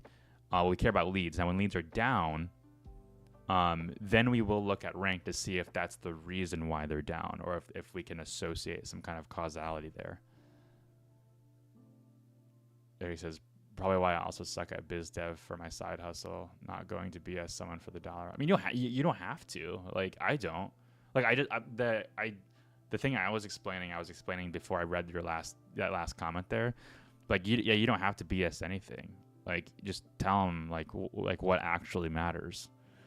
And I think a lot of our clients think that's super refreshing. I also explain to clients too, and I get this question, is like, we have a very productized agency. So our management fee for basic on-site SEO and Google Ads management is $650. It's pretty low, but we only work 4 hours per month per client. And so like we budget things basically on an internal hourly rate of $150 per hour. So that comes to about $600. So there's like some fudge factor in there. But when I tell people this, that like watch the stream or listen to the podcast or whatever, they ask me if I ever tell my clients that we're only working on their account for 4 hours a month. And the answer is, yeah, I do. Like I don't BS them. Absolutely. Like our clients are smart. They're business owners. They can afford us. They can afford marketing. They understand what an effective hourly labor rate is, especially landscapers, because they have to quote based on that. So if I charge them $650 per month as a management fee, there's already an expectation of how much we can work on their account just by basic business logic. Now, what they need to know is what our hourly rate is and how we're basing that off of. So as an agency, we're at $150 an hour. When we first started, we were at $100 an hour. So we've like incrementally increased things. Most of our clients operate about $80 to $90 per hour. So like yeah, we're a little bit more of an hourly rate than they are. Um, but one of the biggest differences between our industry's hourly rate and their industry's hourly rate is that our industry's hourly rate is responsible for an ROI, whereas like their industry isn't. It's just a service being delivered. It's just saving people time and effort. So, yeah, I absolutely explain that to them, and it makes sense, and they understand it most of the time. You said that's really refreshing to hear. I've got a local domain I've kept active and have often thought about similar. So not niche to trade / subject, but geo. Yeah, that's totally fine. That's technically a niche too. So on our podcast, I know I keep bringing this up, but we've got like an episode covering everything now.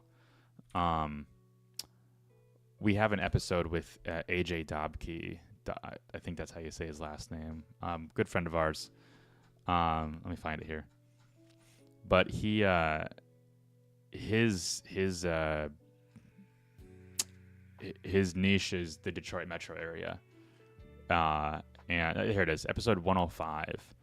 It's called "He Scaled His Agency to $50,000 per month with this cold calling strategy." And he literally only served the Detroit metro. In fact, if you look on my shelf back here, the mug. Let's see if I can do this here. This mug right here is from him. It's a local Detroit company. But yeah, everything he does is that geo. Danny says, would you say most of your leads you deliver for clients come mostly from your ads management or your own pay or your on-page SEO efforts? SEO efforts for sure. The budgetary price that I usually give, or budgetary number I usually give for leads, is like 3 times your ads, and it's usually more than that. But our average cost per lead for our landscaping and lawn care clients is like $80 a lead on Google Ads, and that's like not irrespective to like a seasonality or like climate zone. So like in May in like the Northeast, they're like $30 a lead, whereas like in January in the Northeast, it's like $200 a lead. So like it averages out, but 80 is the average. So if we have a minimum ad spend of $250 a month on top of that $650 management fee, then we can expect like 4 leads, right? Or 3 leads off of 250. Yeah, 3. So we can expect 3 leads off of that. So as in theory, as they increase their ad spend, we can get like incrementally more leads based on the $80 per lead. Now there's a cap. Obviously, most markets can only support like $2,000 in ad spend. Most landscaping markets, that is. So at most, you're getting like 25 leads a month from Google Ads. But if they're getting 25 leads a month from Google Ads, spending that much, they should be getting like 75 from just like SEO efforts at minimum.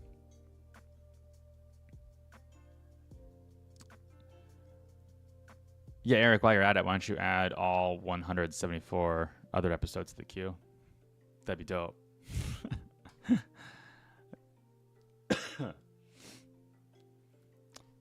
So Danny, like it's kind of like a weird thing to explain to clients, because they always ask us like what the lead expectation is, and I can't give them like a good answer. I can give them a good answer for ads for sure, because like we know our average cost per lead on ads over like 100 ad accounts that we've worked with in the same industry. For SEO, like a good rule of thumb is like 3 times the ads leads, which is good. So even if they're only getting like 4 leads per month from Google Ads, like okay, well then they're gonna get 12 organic leads, and that is and they're paying $900 total with the management fee plus the $250 ad spend, and they're getting like 16 leads total between SEO and Google Ads. I mean, that's less than I can't math right now. 900 divided by 16, $56 a lead for paying us for the management fee and ad spend. Like that's really good. That's for landscaping. Walking through the how much I have an exercise and a formula for how much landscapers and lawn care clients should pay for leads, and their break-even number is usually at like a right around $250. So anything So if that's their break even for like client acquisition, and their close rate is like, sorry, not their close rate, but that's a break. That's their break even for lead acquisition, I should say. I'll cut that in half and say, okay, well, the target is 125 then, because then you're making half of the profitability you normally make. So they're normally at like 10% profitability, like net profitability in their business, and they pay us, and we can get them leads at $125 per lead. Then they're making 5% profitability on all those clients. And the formula includes their average close rate. It includes all this stuff. So like we know it pretty well, but then I basically say, okay, anything under $125 is a win. That's like the cutoff, but we can technically go to 250 and still maintain profitability up to that break-even point. So having said that, if they pay us $900 a month with the ad spend and management fee included, and we're getting them leads at $56.25 per lead, like that's really good, and they should be happy about that.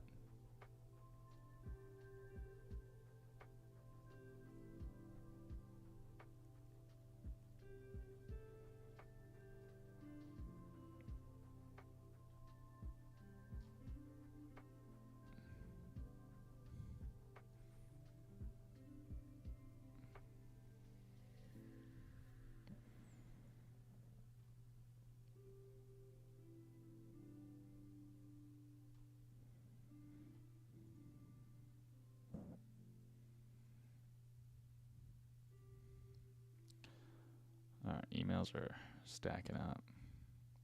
It kind of sucks. I get so much spam to the business line that like I don't answer most of the calls because it's just spam. But like I don't know how many potential client calls I'm missing out on. But I honestly don't care. Dana says, thanks for the breakdown. We only started offering Google Ads management to our services. Conspiracy question. Do you see clients' local SEO results are better when you also run ads? No. I don't. I don't like. I feel like that would have come out in the litigation case that Google is in, and I don't think it did. Like I didn't hear anything about that. I heard about other stuff, like other really shady things in the Google Ads auction, like them fixing prices and CPCs, but I haven't. Like that hasn't come out, and that definitely would have if that was the case.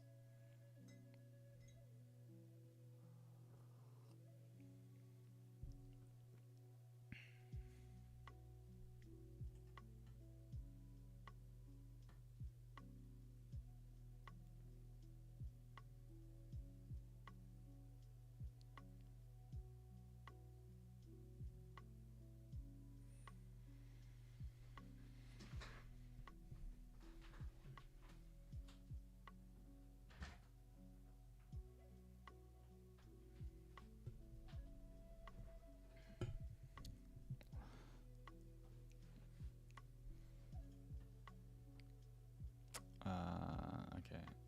Oh yeah, I was gonna promote when I edit a podcast. I do like the opening. There's like the opening teaser, which is like the kind of a trailer for the podcast, and like that's like the first 2 minutes of every episode, and then it goes into the intro and then the actual episode. Then I take the opening teaser just as a separate video and I promote that on social. I was supposed to do that last Friday, but I didn't, and so I'm doing it now on LinkedIn. Episode 174 promo. Next.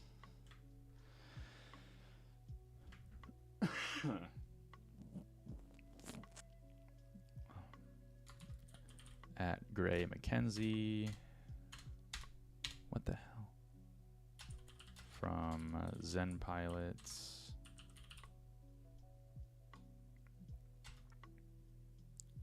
Joined us on the agency podcast. On the Agency Growth Podcast. Okay.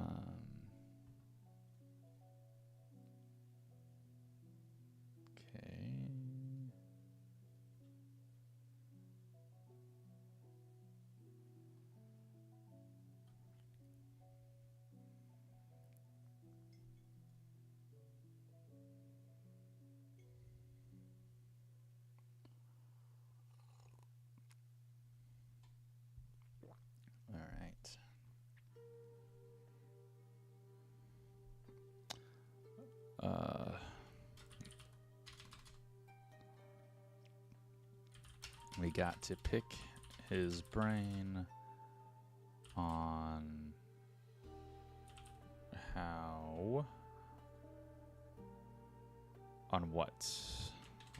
what the operational habits of highly profitable agencies are.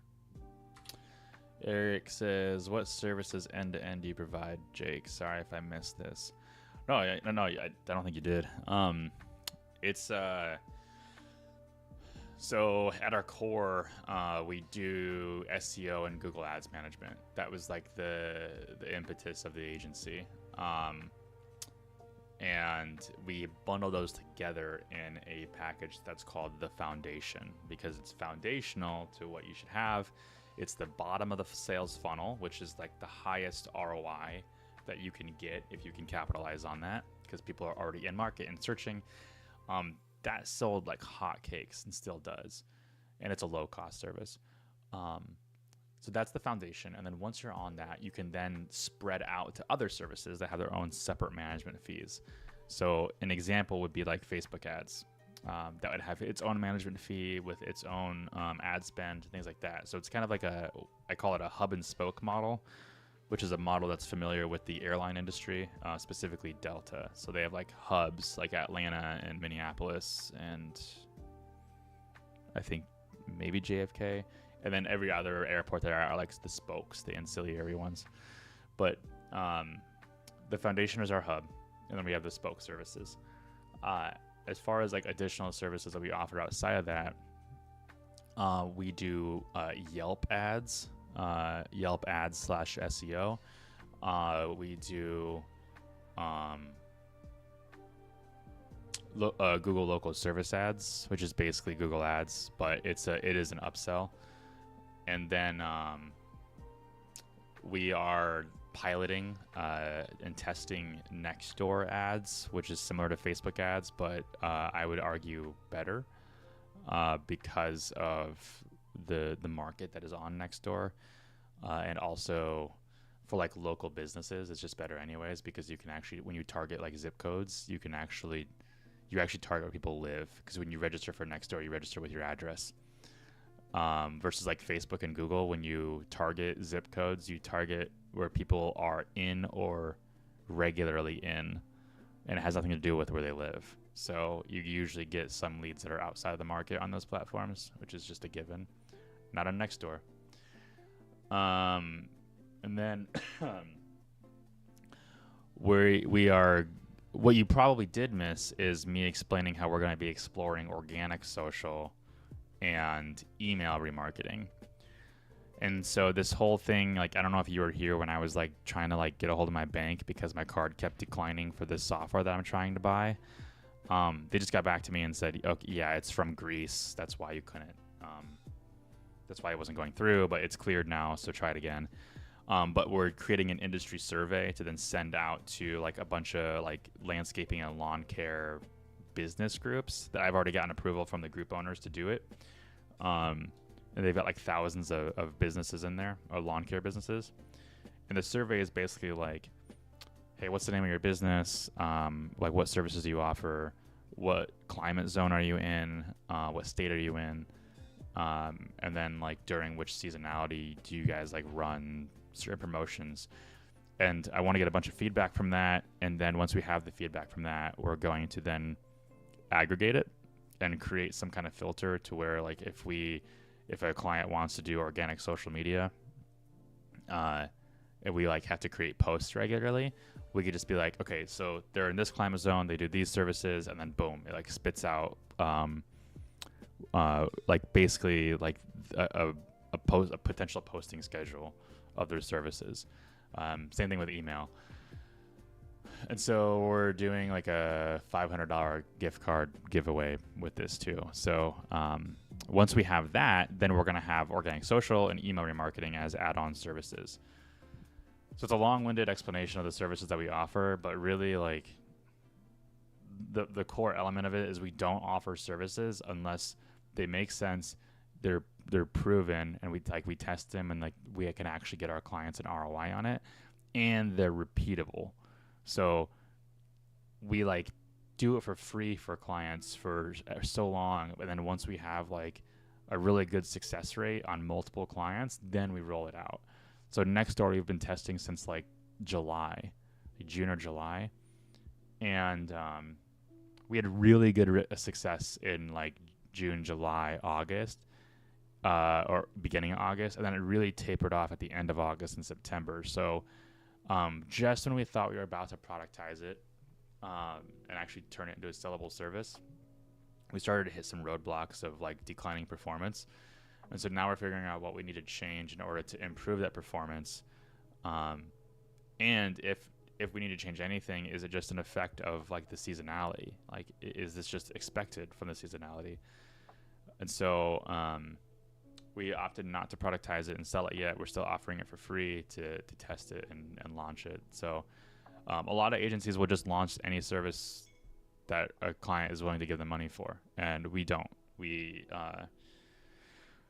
Because if we do that and it flops and we perform poorly, then that is in some way a reflection on our other services or us as a whole, and we don't want it to be a reflection on us as a whole. So we make sure to test things first.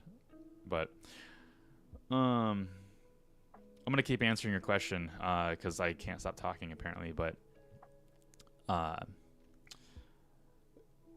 usually people have logical steps of like, I'm going to do SEO and Google ads and then go like Facebook ads and then like YouTube ads and like TikTok, and like they go like the major platforms.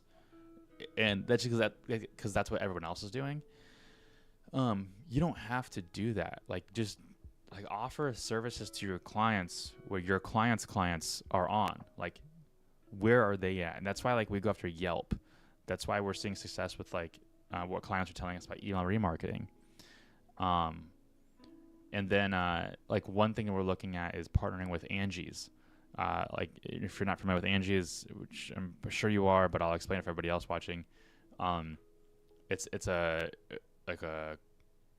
like Yelp for like local contractors. You can a customer can go on and like look for a landscaper near me and get quotes from like 100 of them, and then like the landscaper gets charged for that lead, but they have to follow up. So Angie's is a really big platform. In fact, they bought HomeAdvisor, so which is another similar platform. And so we're looking at partnership with that and productizing that as a service because it's relevant to our industry.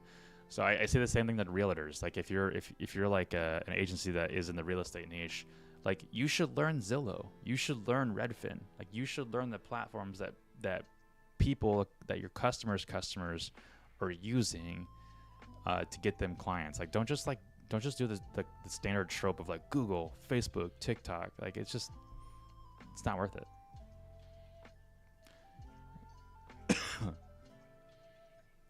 Really appreciate you taking the time to walk through all that. I love that it's all rooted in what's proven and measurable. Nice to hear that others feel a moral obligation to clients. I mean, it's just good for retention, I think. Like the whole moral obligation thing, which is like, if you feel that way and you feel you want to do right by your clients, they'll stick around for longer. And we had so here's an episode to add to your queue.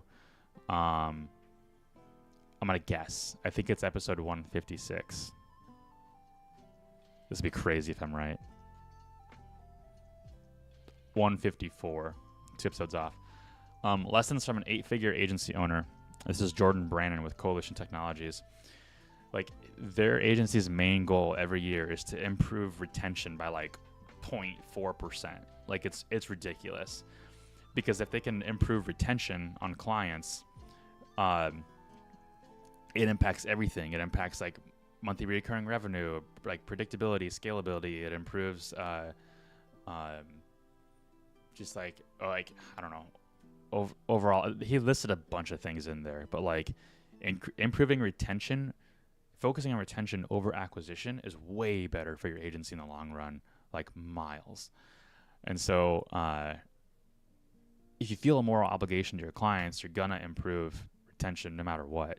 So yeah, I think I don't know, everyone's always on the acquisition hype train because it's the first problem agencies have to deal with, and it's the first problem they have to overcome. But once they overcome that and acquisition becomes easy, the next challenge is retention. And retention is what separates the good agencies from the bad, the wheat from the chaff.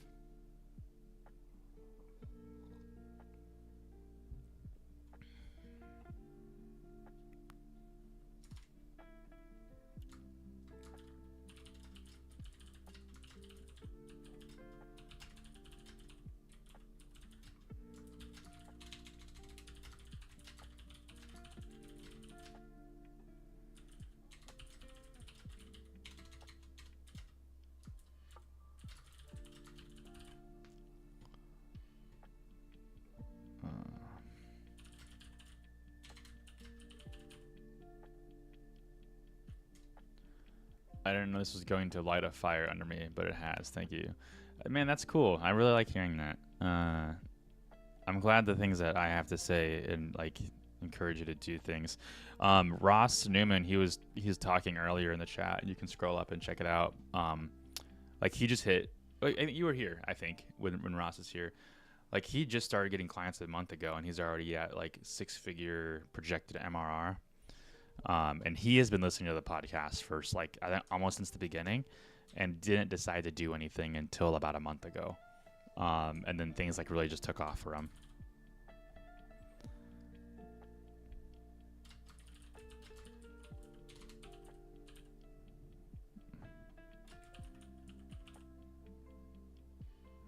There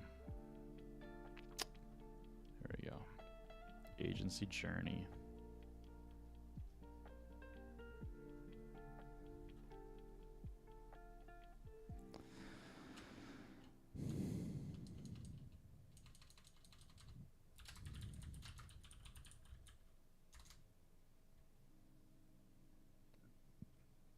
Yeah, I caught that earlier, but have spent my career working for others. Ross's success is wild in 1 month IMO. Yeah, I mean, Ross has got to focus on retention now.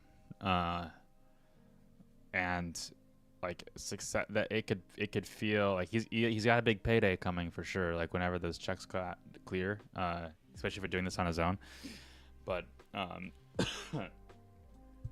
retention is the next priority for him. The other thing that's a little concerning for me with Ross is that his retainers are so high and it's just him. So like, let me put this in perspective. His retainers are roughly $4,400 US a month. If he's a new agency owner, like he should be budgeting about $100 per hour. Maybe we'll do 125 because of inflation. So like 4,400 divided by $125 per hour, he should be spending 35 hours on each client per month. That's basically 2 weeks on. So he's got like, he could cram all 35 of those hours into 1 week and then cram all 35 hours for the next client into the following week. And then he basically has the next 2 weeks off of work. And that's how his budgeting works. He can get 2 more clients, and then he's making $200,000 a year. But now he's got a full-time job, and like $200,000 per year at a full-time job is like that's a really good job, right? Like, I made slightly over 100 at my last, and I know some engineers are making that, so that's cool. But like, also if you lose one client, that's a pretty big pay cut. And when you bring on, so like he could probably take on 5 clients, in a month without losing sanity, maybe 6, but he'd be like stretched super thin. Then he'd have to bring on somebody, and to manage some of that workload. So when you start with like these really high retainers, a certain level of value is going to be expected from your clients, and when you start hiring people, that value has to be maintained. And the way you do that is either through like really good training, which usually doesn't happen at the beginning stages, or lost my train of thought. Or you have to pay someone a lot of money, like a 6-figure salary, which he could at his prices technically. and you got to pay someone with experience. And that's fine too. It's just like I don't like building my business off of whales. And technically speaking, $4,400 is not like a whale price, but when you're just starting out and it's only you, that kind of is a whale. It really depends on like, you know, how big your agency is in relation to your clients. That determines what a whale means. And so yeah, none of our clients, or like 95% of our clients, pay us less than $1,000 a month. So we'd have to lose a significant amount of clients in order for it to actually affect us. But yeah, that's my biggest concern with Ross's business model, which isn't really like something he should worry. It is something he should worry about, but it's not like I'm not saying it's a bad thing what he's doing. There's downsides to every model.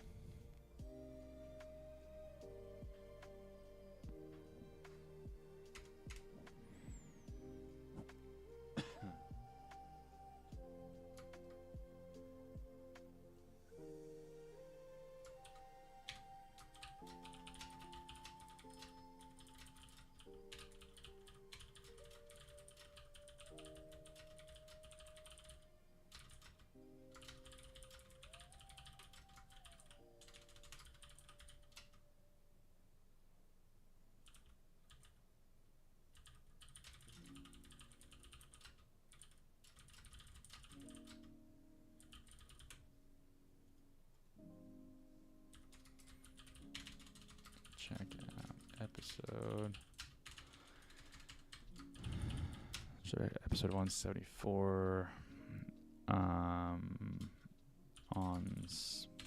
Spotify and Apple.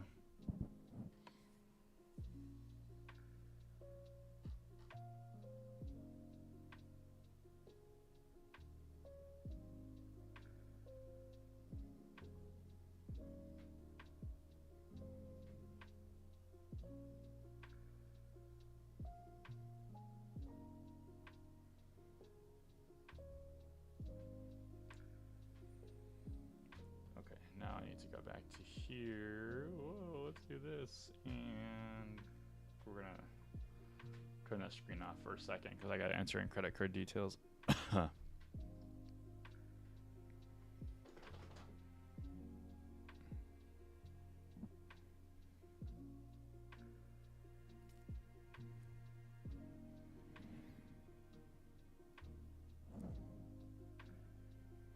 I cleared. All right. Credit card cleared this time.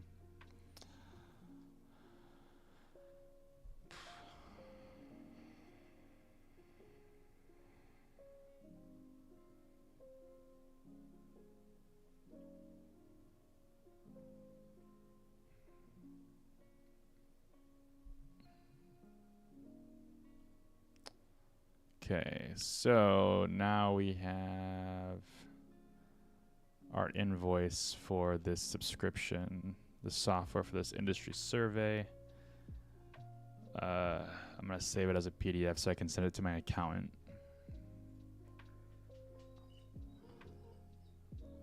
Let's say Jeff, CC Cody, my business partner, and say WooRise.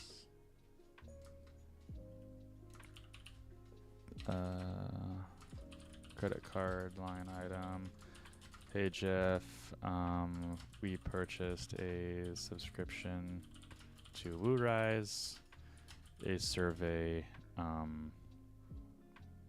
feature or survey software we're using to collect industry data. Attach the. This just helps. I assume this helps him when he always seems appreciative of it, but I assume this helps him when we send invoices of things we buy. So when he actually goes for our credit card statement, he can see that charge and know what it's for and what account to put it under. Yeah, Schooly. Tree Fitty. Wait, who am I paying Tree Fitty?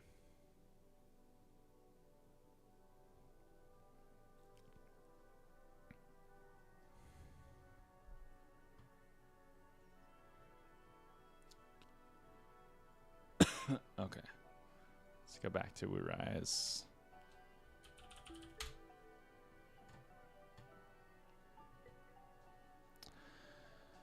Okay.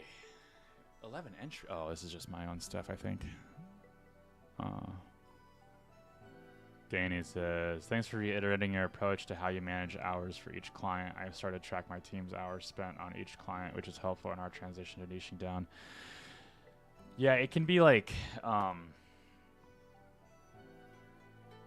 when I worked at agencies, it was always really weird when we went from like not tracking time to then all of a sudden we had to track time, and nobody liked it. So, like I had to explain to them that like I don't care how much you work. Like what we need to know is if we're charging the correct amount for each client, or like the services that we're offering, or if we're spending too much time per client, and that can be an issue. So, then it just became a lot easier, and I was like, I don't care if you like add in your time later on, like if you don't even track it and you just add it in, like just like we just need to know. And but yeah, that I don't know how I was going with that, but yeah, it's super valuable for us too, because when we just do like hosting for like our clients that are on marketing or just hosting their website, we offer like 30 minutes of website changes per month, and the time tracking really helps us know like when we're exceeding that, and then when we need to come back to them and just say, hey, you're like, you need to pay like hourly now because the changes you're requesting are too much. But it happens with every agency. Like every agency, they're like, they just keep adding clients without adding more labor, and like on people's schedule, and then people end up working like 60 hours a week and hating their lives and quitting, and that's why agencies generally have really high like employee churn rate.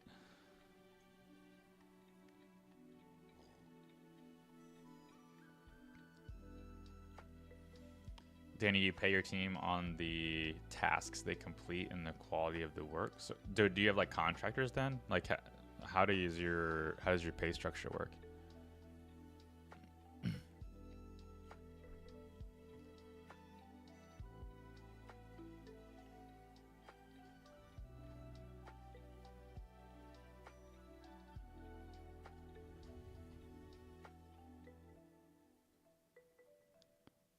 Where's the next?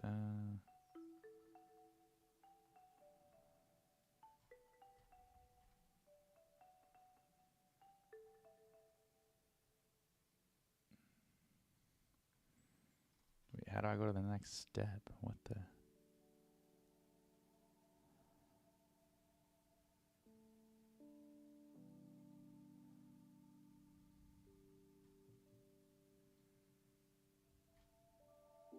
Oh, here we go. Form, I think. There we go. Yes, they are contractors, one W-2 employee, so they get a fixed salary. Oh, okay, gotcha. We hire remote, so anybody who's outside of the U.S. is technically like legally a contractor. And then we have one W-2 employee as well. We had two, but we had changed one from W-2 to contractor because she's here on a visa, and she's got to go back to Colombia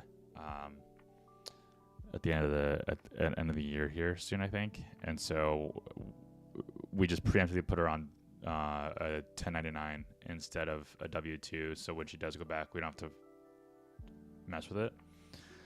But even if you're outside of the country and you're a contractor, you have your own email. You're expected to work the same amount of hours. You're paid the same as the U.S. employees, and so for all intents and purposes, they are employees, part of the team. But we don't have an employer of record in every country in the world, so we can't like legally quote unquote employ.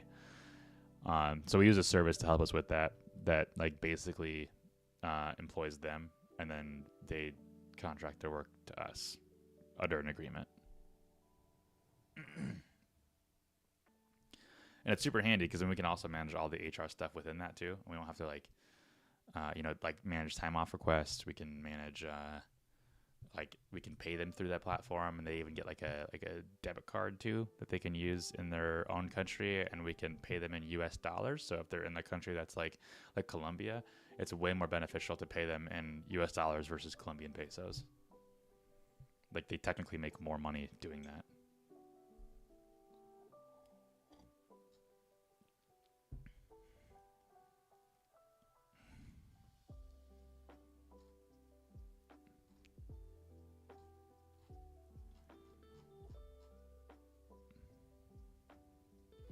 Okay.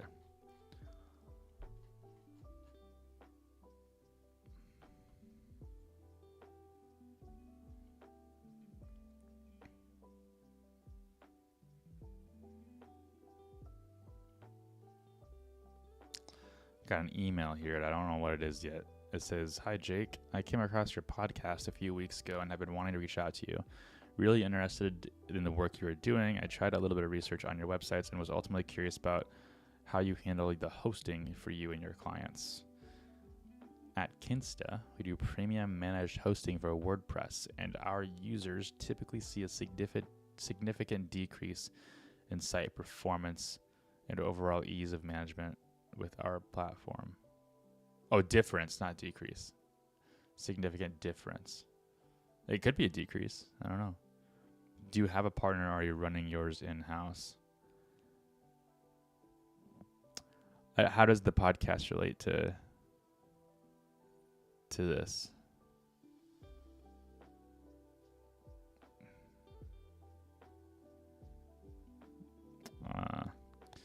Well, probably super not helpful to her because we're switching. She's from Council Bluffs, Iowa, which is cool because that's where we're from. But probably not super helpful to her because we're switching away from WordPress to Wix Studio, which we wouldn't need the hosting services anymore.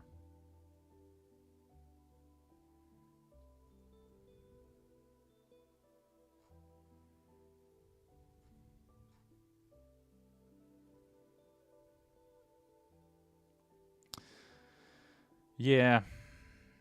It sounds like she's looking for an in to soften the pitch, which is probably true. Usually, like, sometimes we get these emails that are like this, and then they're like, we want to like advertise on the podcast because our podcast audience is like their target audience as well. And we just we could take sponsors, but I don't feel good about it because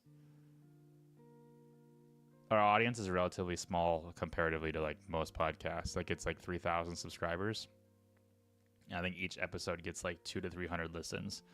So, and like full listens too, like straight up the entire hour. So, that's really all we can deliver from a value perspective. So like when we do these, like if we do these sponsorships, we worry about, one, is it valuable for our listener to hear this? Is it relevant to them? And then two, is this a good investment for the sponsor? And by asking ourselves that question, we have to come to the answer of like, are they going to get an ROI from doing this? And based on where we think our podcast is at right now, I don't think it can. Not without like an email newsletter or with like a bigger Discord, for instance. And so we don't feel comfortable with like taking on sponsors at this point.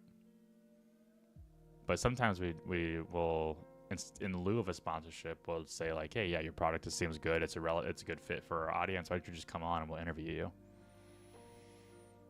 So that's actually happening in a week and a half.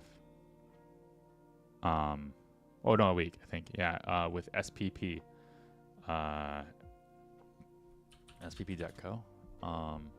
Service Provider Pro. It's basically like a Go high level competitor. Kinda less features, but more. I would say probably robust and better, less breakage.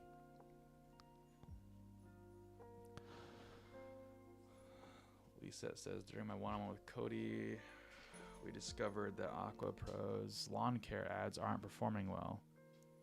They're spending a large part of the monthly budget, but aren't converting. Well, yeah, it's September, so we're heading into October. I wanted to get your thoughts on whether to continue running lawn care ads or not. Okay.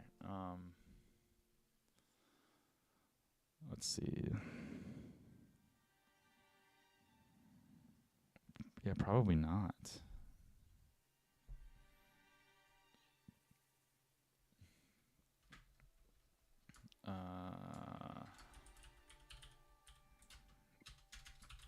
Probably not.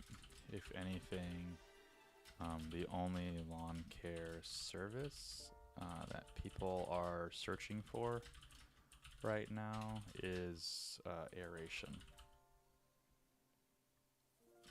And they're probably being specific about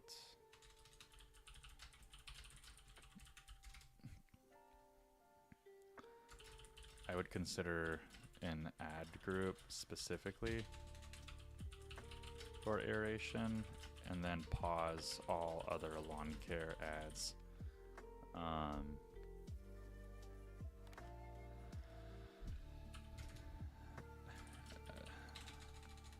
That's good enough.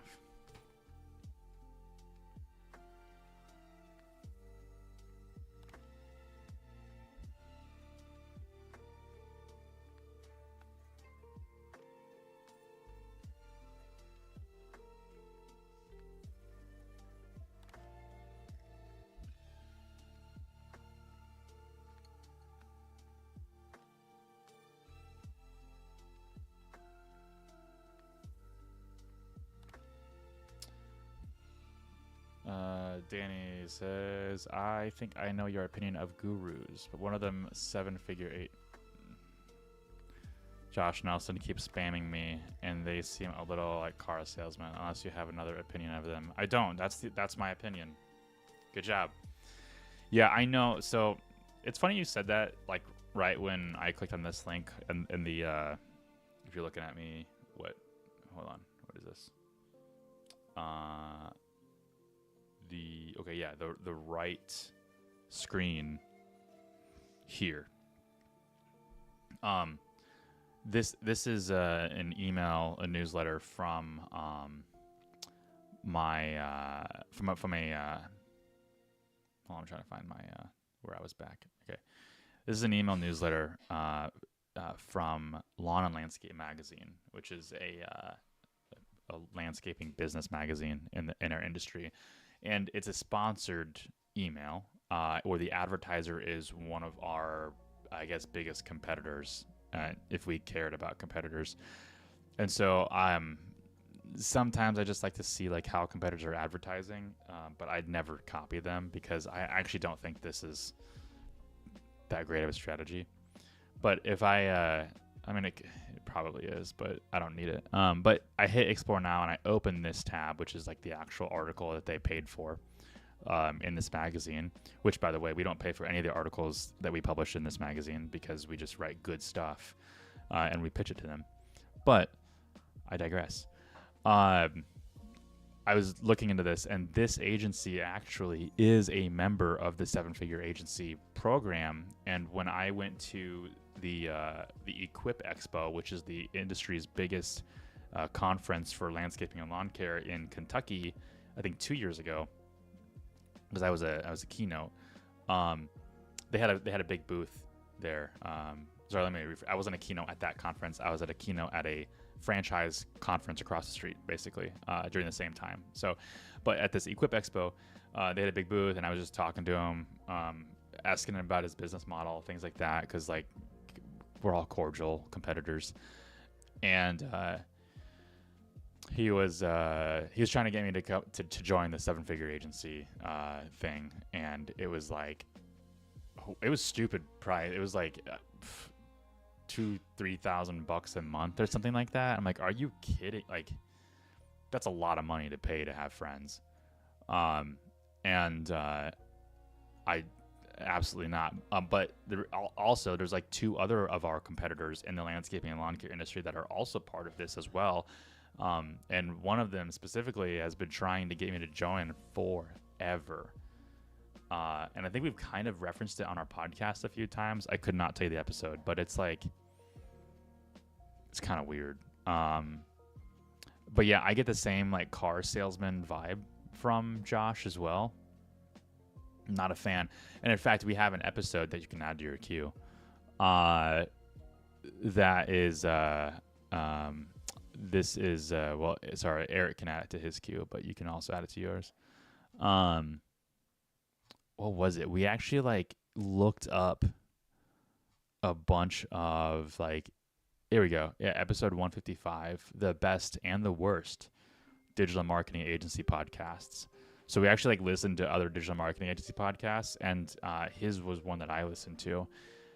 And I literally, like, my notes were on it. Was like, I hate it.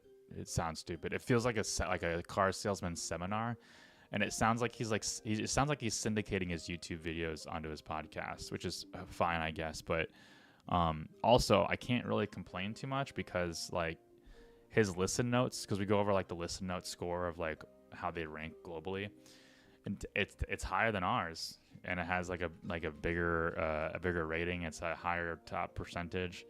So I can't really say a whole lot. I don't like it. But I do know that he, like Josh and Seven Figure Agency, they put a lot of money behind advertising.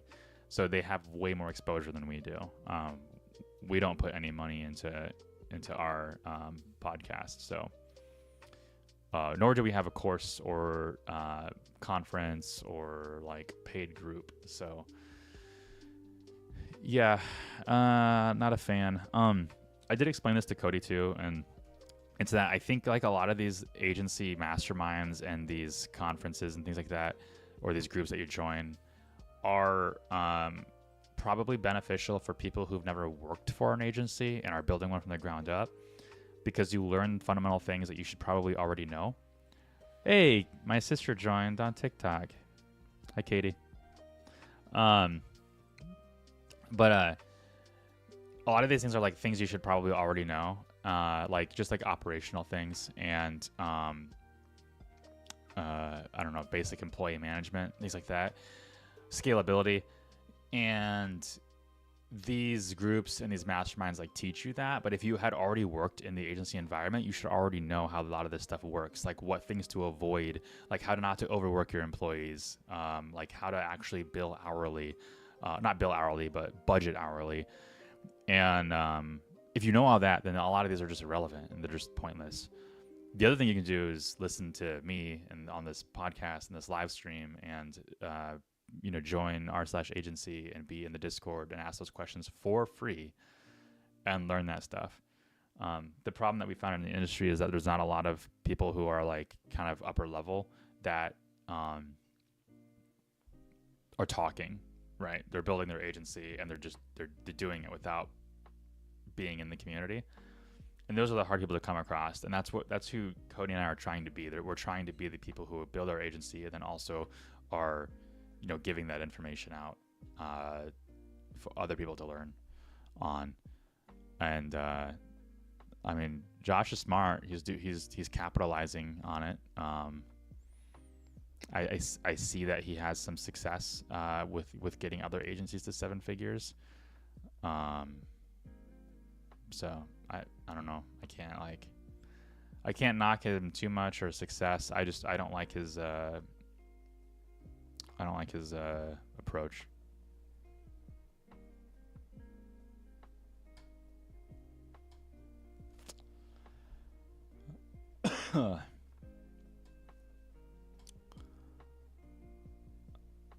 Okay. What's this?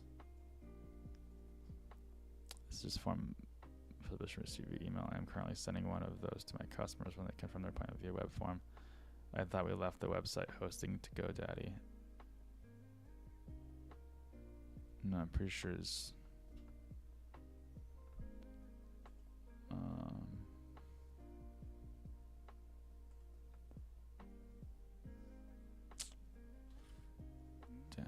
oops. WHM.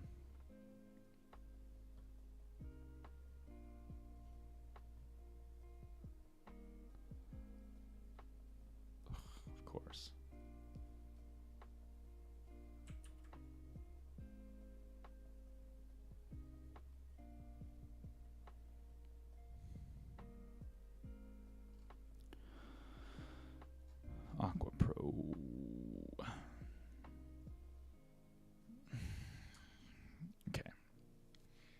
our client is confused because it's getting technical. This will probably be the last thing I explain before I log off, unless you guys have other questions. But I need to eat lunch, and then I have a podcast interview, not for our podcast, but a different podcast in an hour.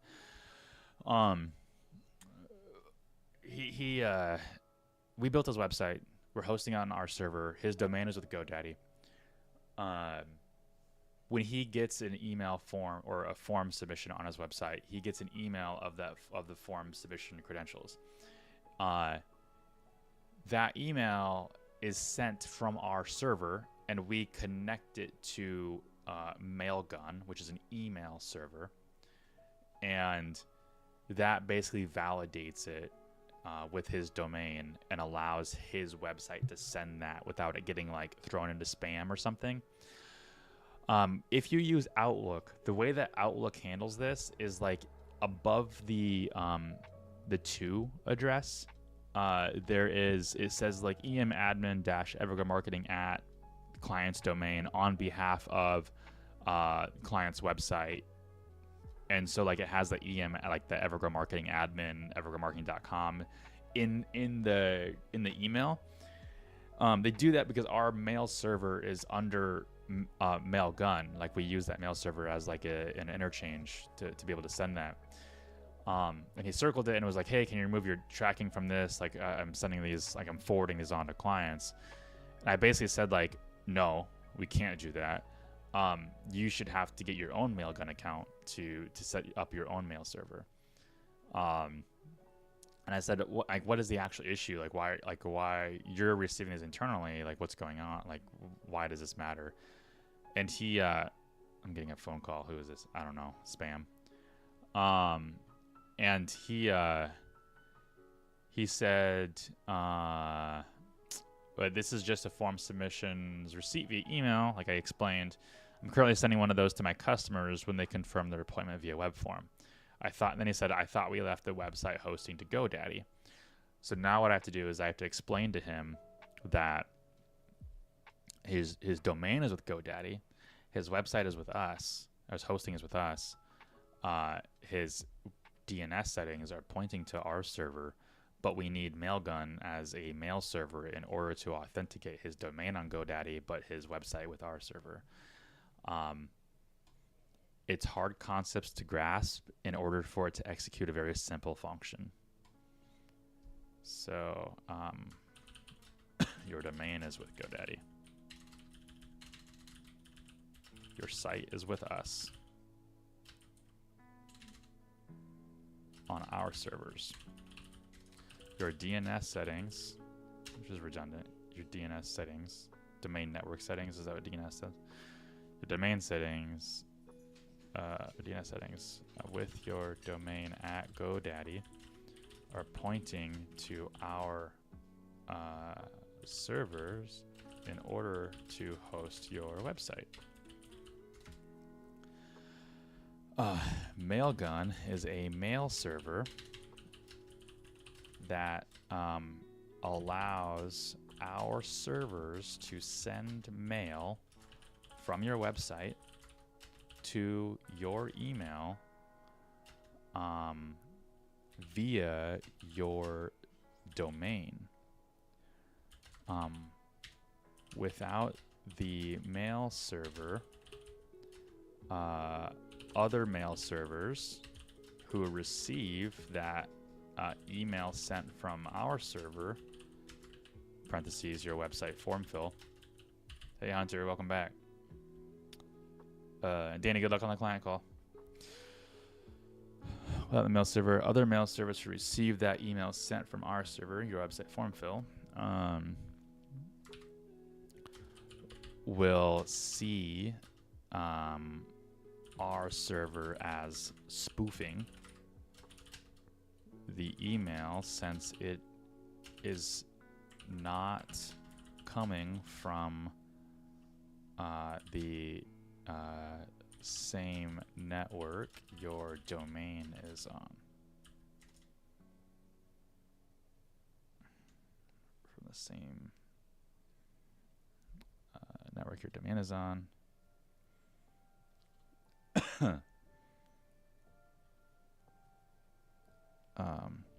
So to prevent that, we have to set up a mail server through Mailgun and authenticate it that way. This is our Mailgun mail server account. So that's why you see the emadmin-evergrow marketing.com at whatever. Okay, I did my best to explain that.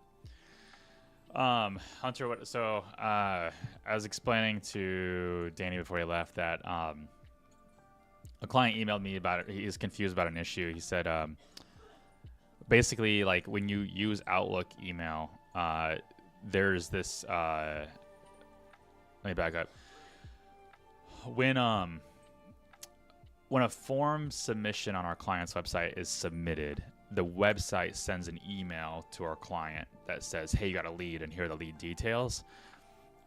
He received this, and because he uses Outlook, at the very top of that, like above the to email address, it says em equals evergrowmarketing.com at his domain, which Evergrow Marketing EM admin is us, on behalf of their name and then our email. Basically what Outlook is doing is it's saying, like, hey, this email was sent to you from this account on behalf of this account. And it's a way that Outlook authenticates the email as being, like, valid, because we're sending it from his email address, but not from the server his email address is associated to. And he wanted us to remove that line item on there, but we can't. He thought it was tracking, but it's not tracking. That's just how Outlook authenticate or displays the email authentication. And so what we use is his domain is on GoDaddy. His website is hosted on our server. We use Mailgun as an authentication service to authenticate the mail being sent from his website on our server via his domain and email addresses on GoDaddy. Because we use that, like, intermediary, Outlook displays all that information. And he wanted us to remove that, and I said, it doesn't work that way. Like, you have to set up your own Mailgun account, because this is our Mailgun account, so it's going to say our credentials on there. And he emailed me back and said, I thought we left the website hosting to GoDaddy. So I had to explain to him, and this is what I said. I said, we took a deeper dive into this. Oh, no, sorry. That's not what I said. I said, your domain is with GoDaddy. Your site is with us on our servers. Your DNS settings with your domain at GoDaddy are pointing to our servers in order to host your website. Mailgun is a mail server that allows our servers to send mail from your website to your email via your domain. Without the mail server, other mail servers, so his own, would receive that email sent from his website. It'll see it as spoofing the email, since it is not coming from the same network his domain and email are associated to. So to prevent that, we have to set up a mail server through Mailgun and authenticate it that way. This is our Mailgun mail server account, so that's why you see the emadmin evergrowmarketing.com at whatever. So, like, a lot of, like, the client relationship stuff that I was talking to you about earlier is literally just, like, explaining this stuff and spending time doing this, even though, like, it's a very complicated situation for a very simple action.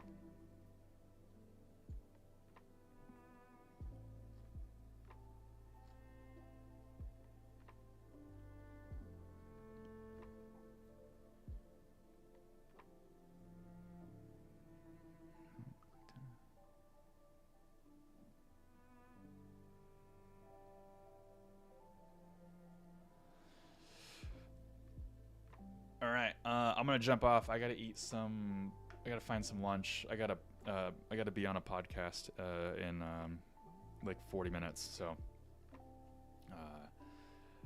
everybody, thanks for joining. Hunter, if you got more questions, just hit me up in the Discord, and I'll be happy to answer. But everybody else,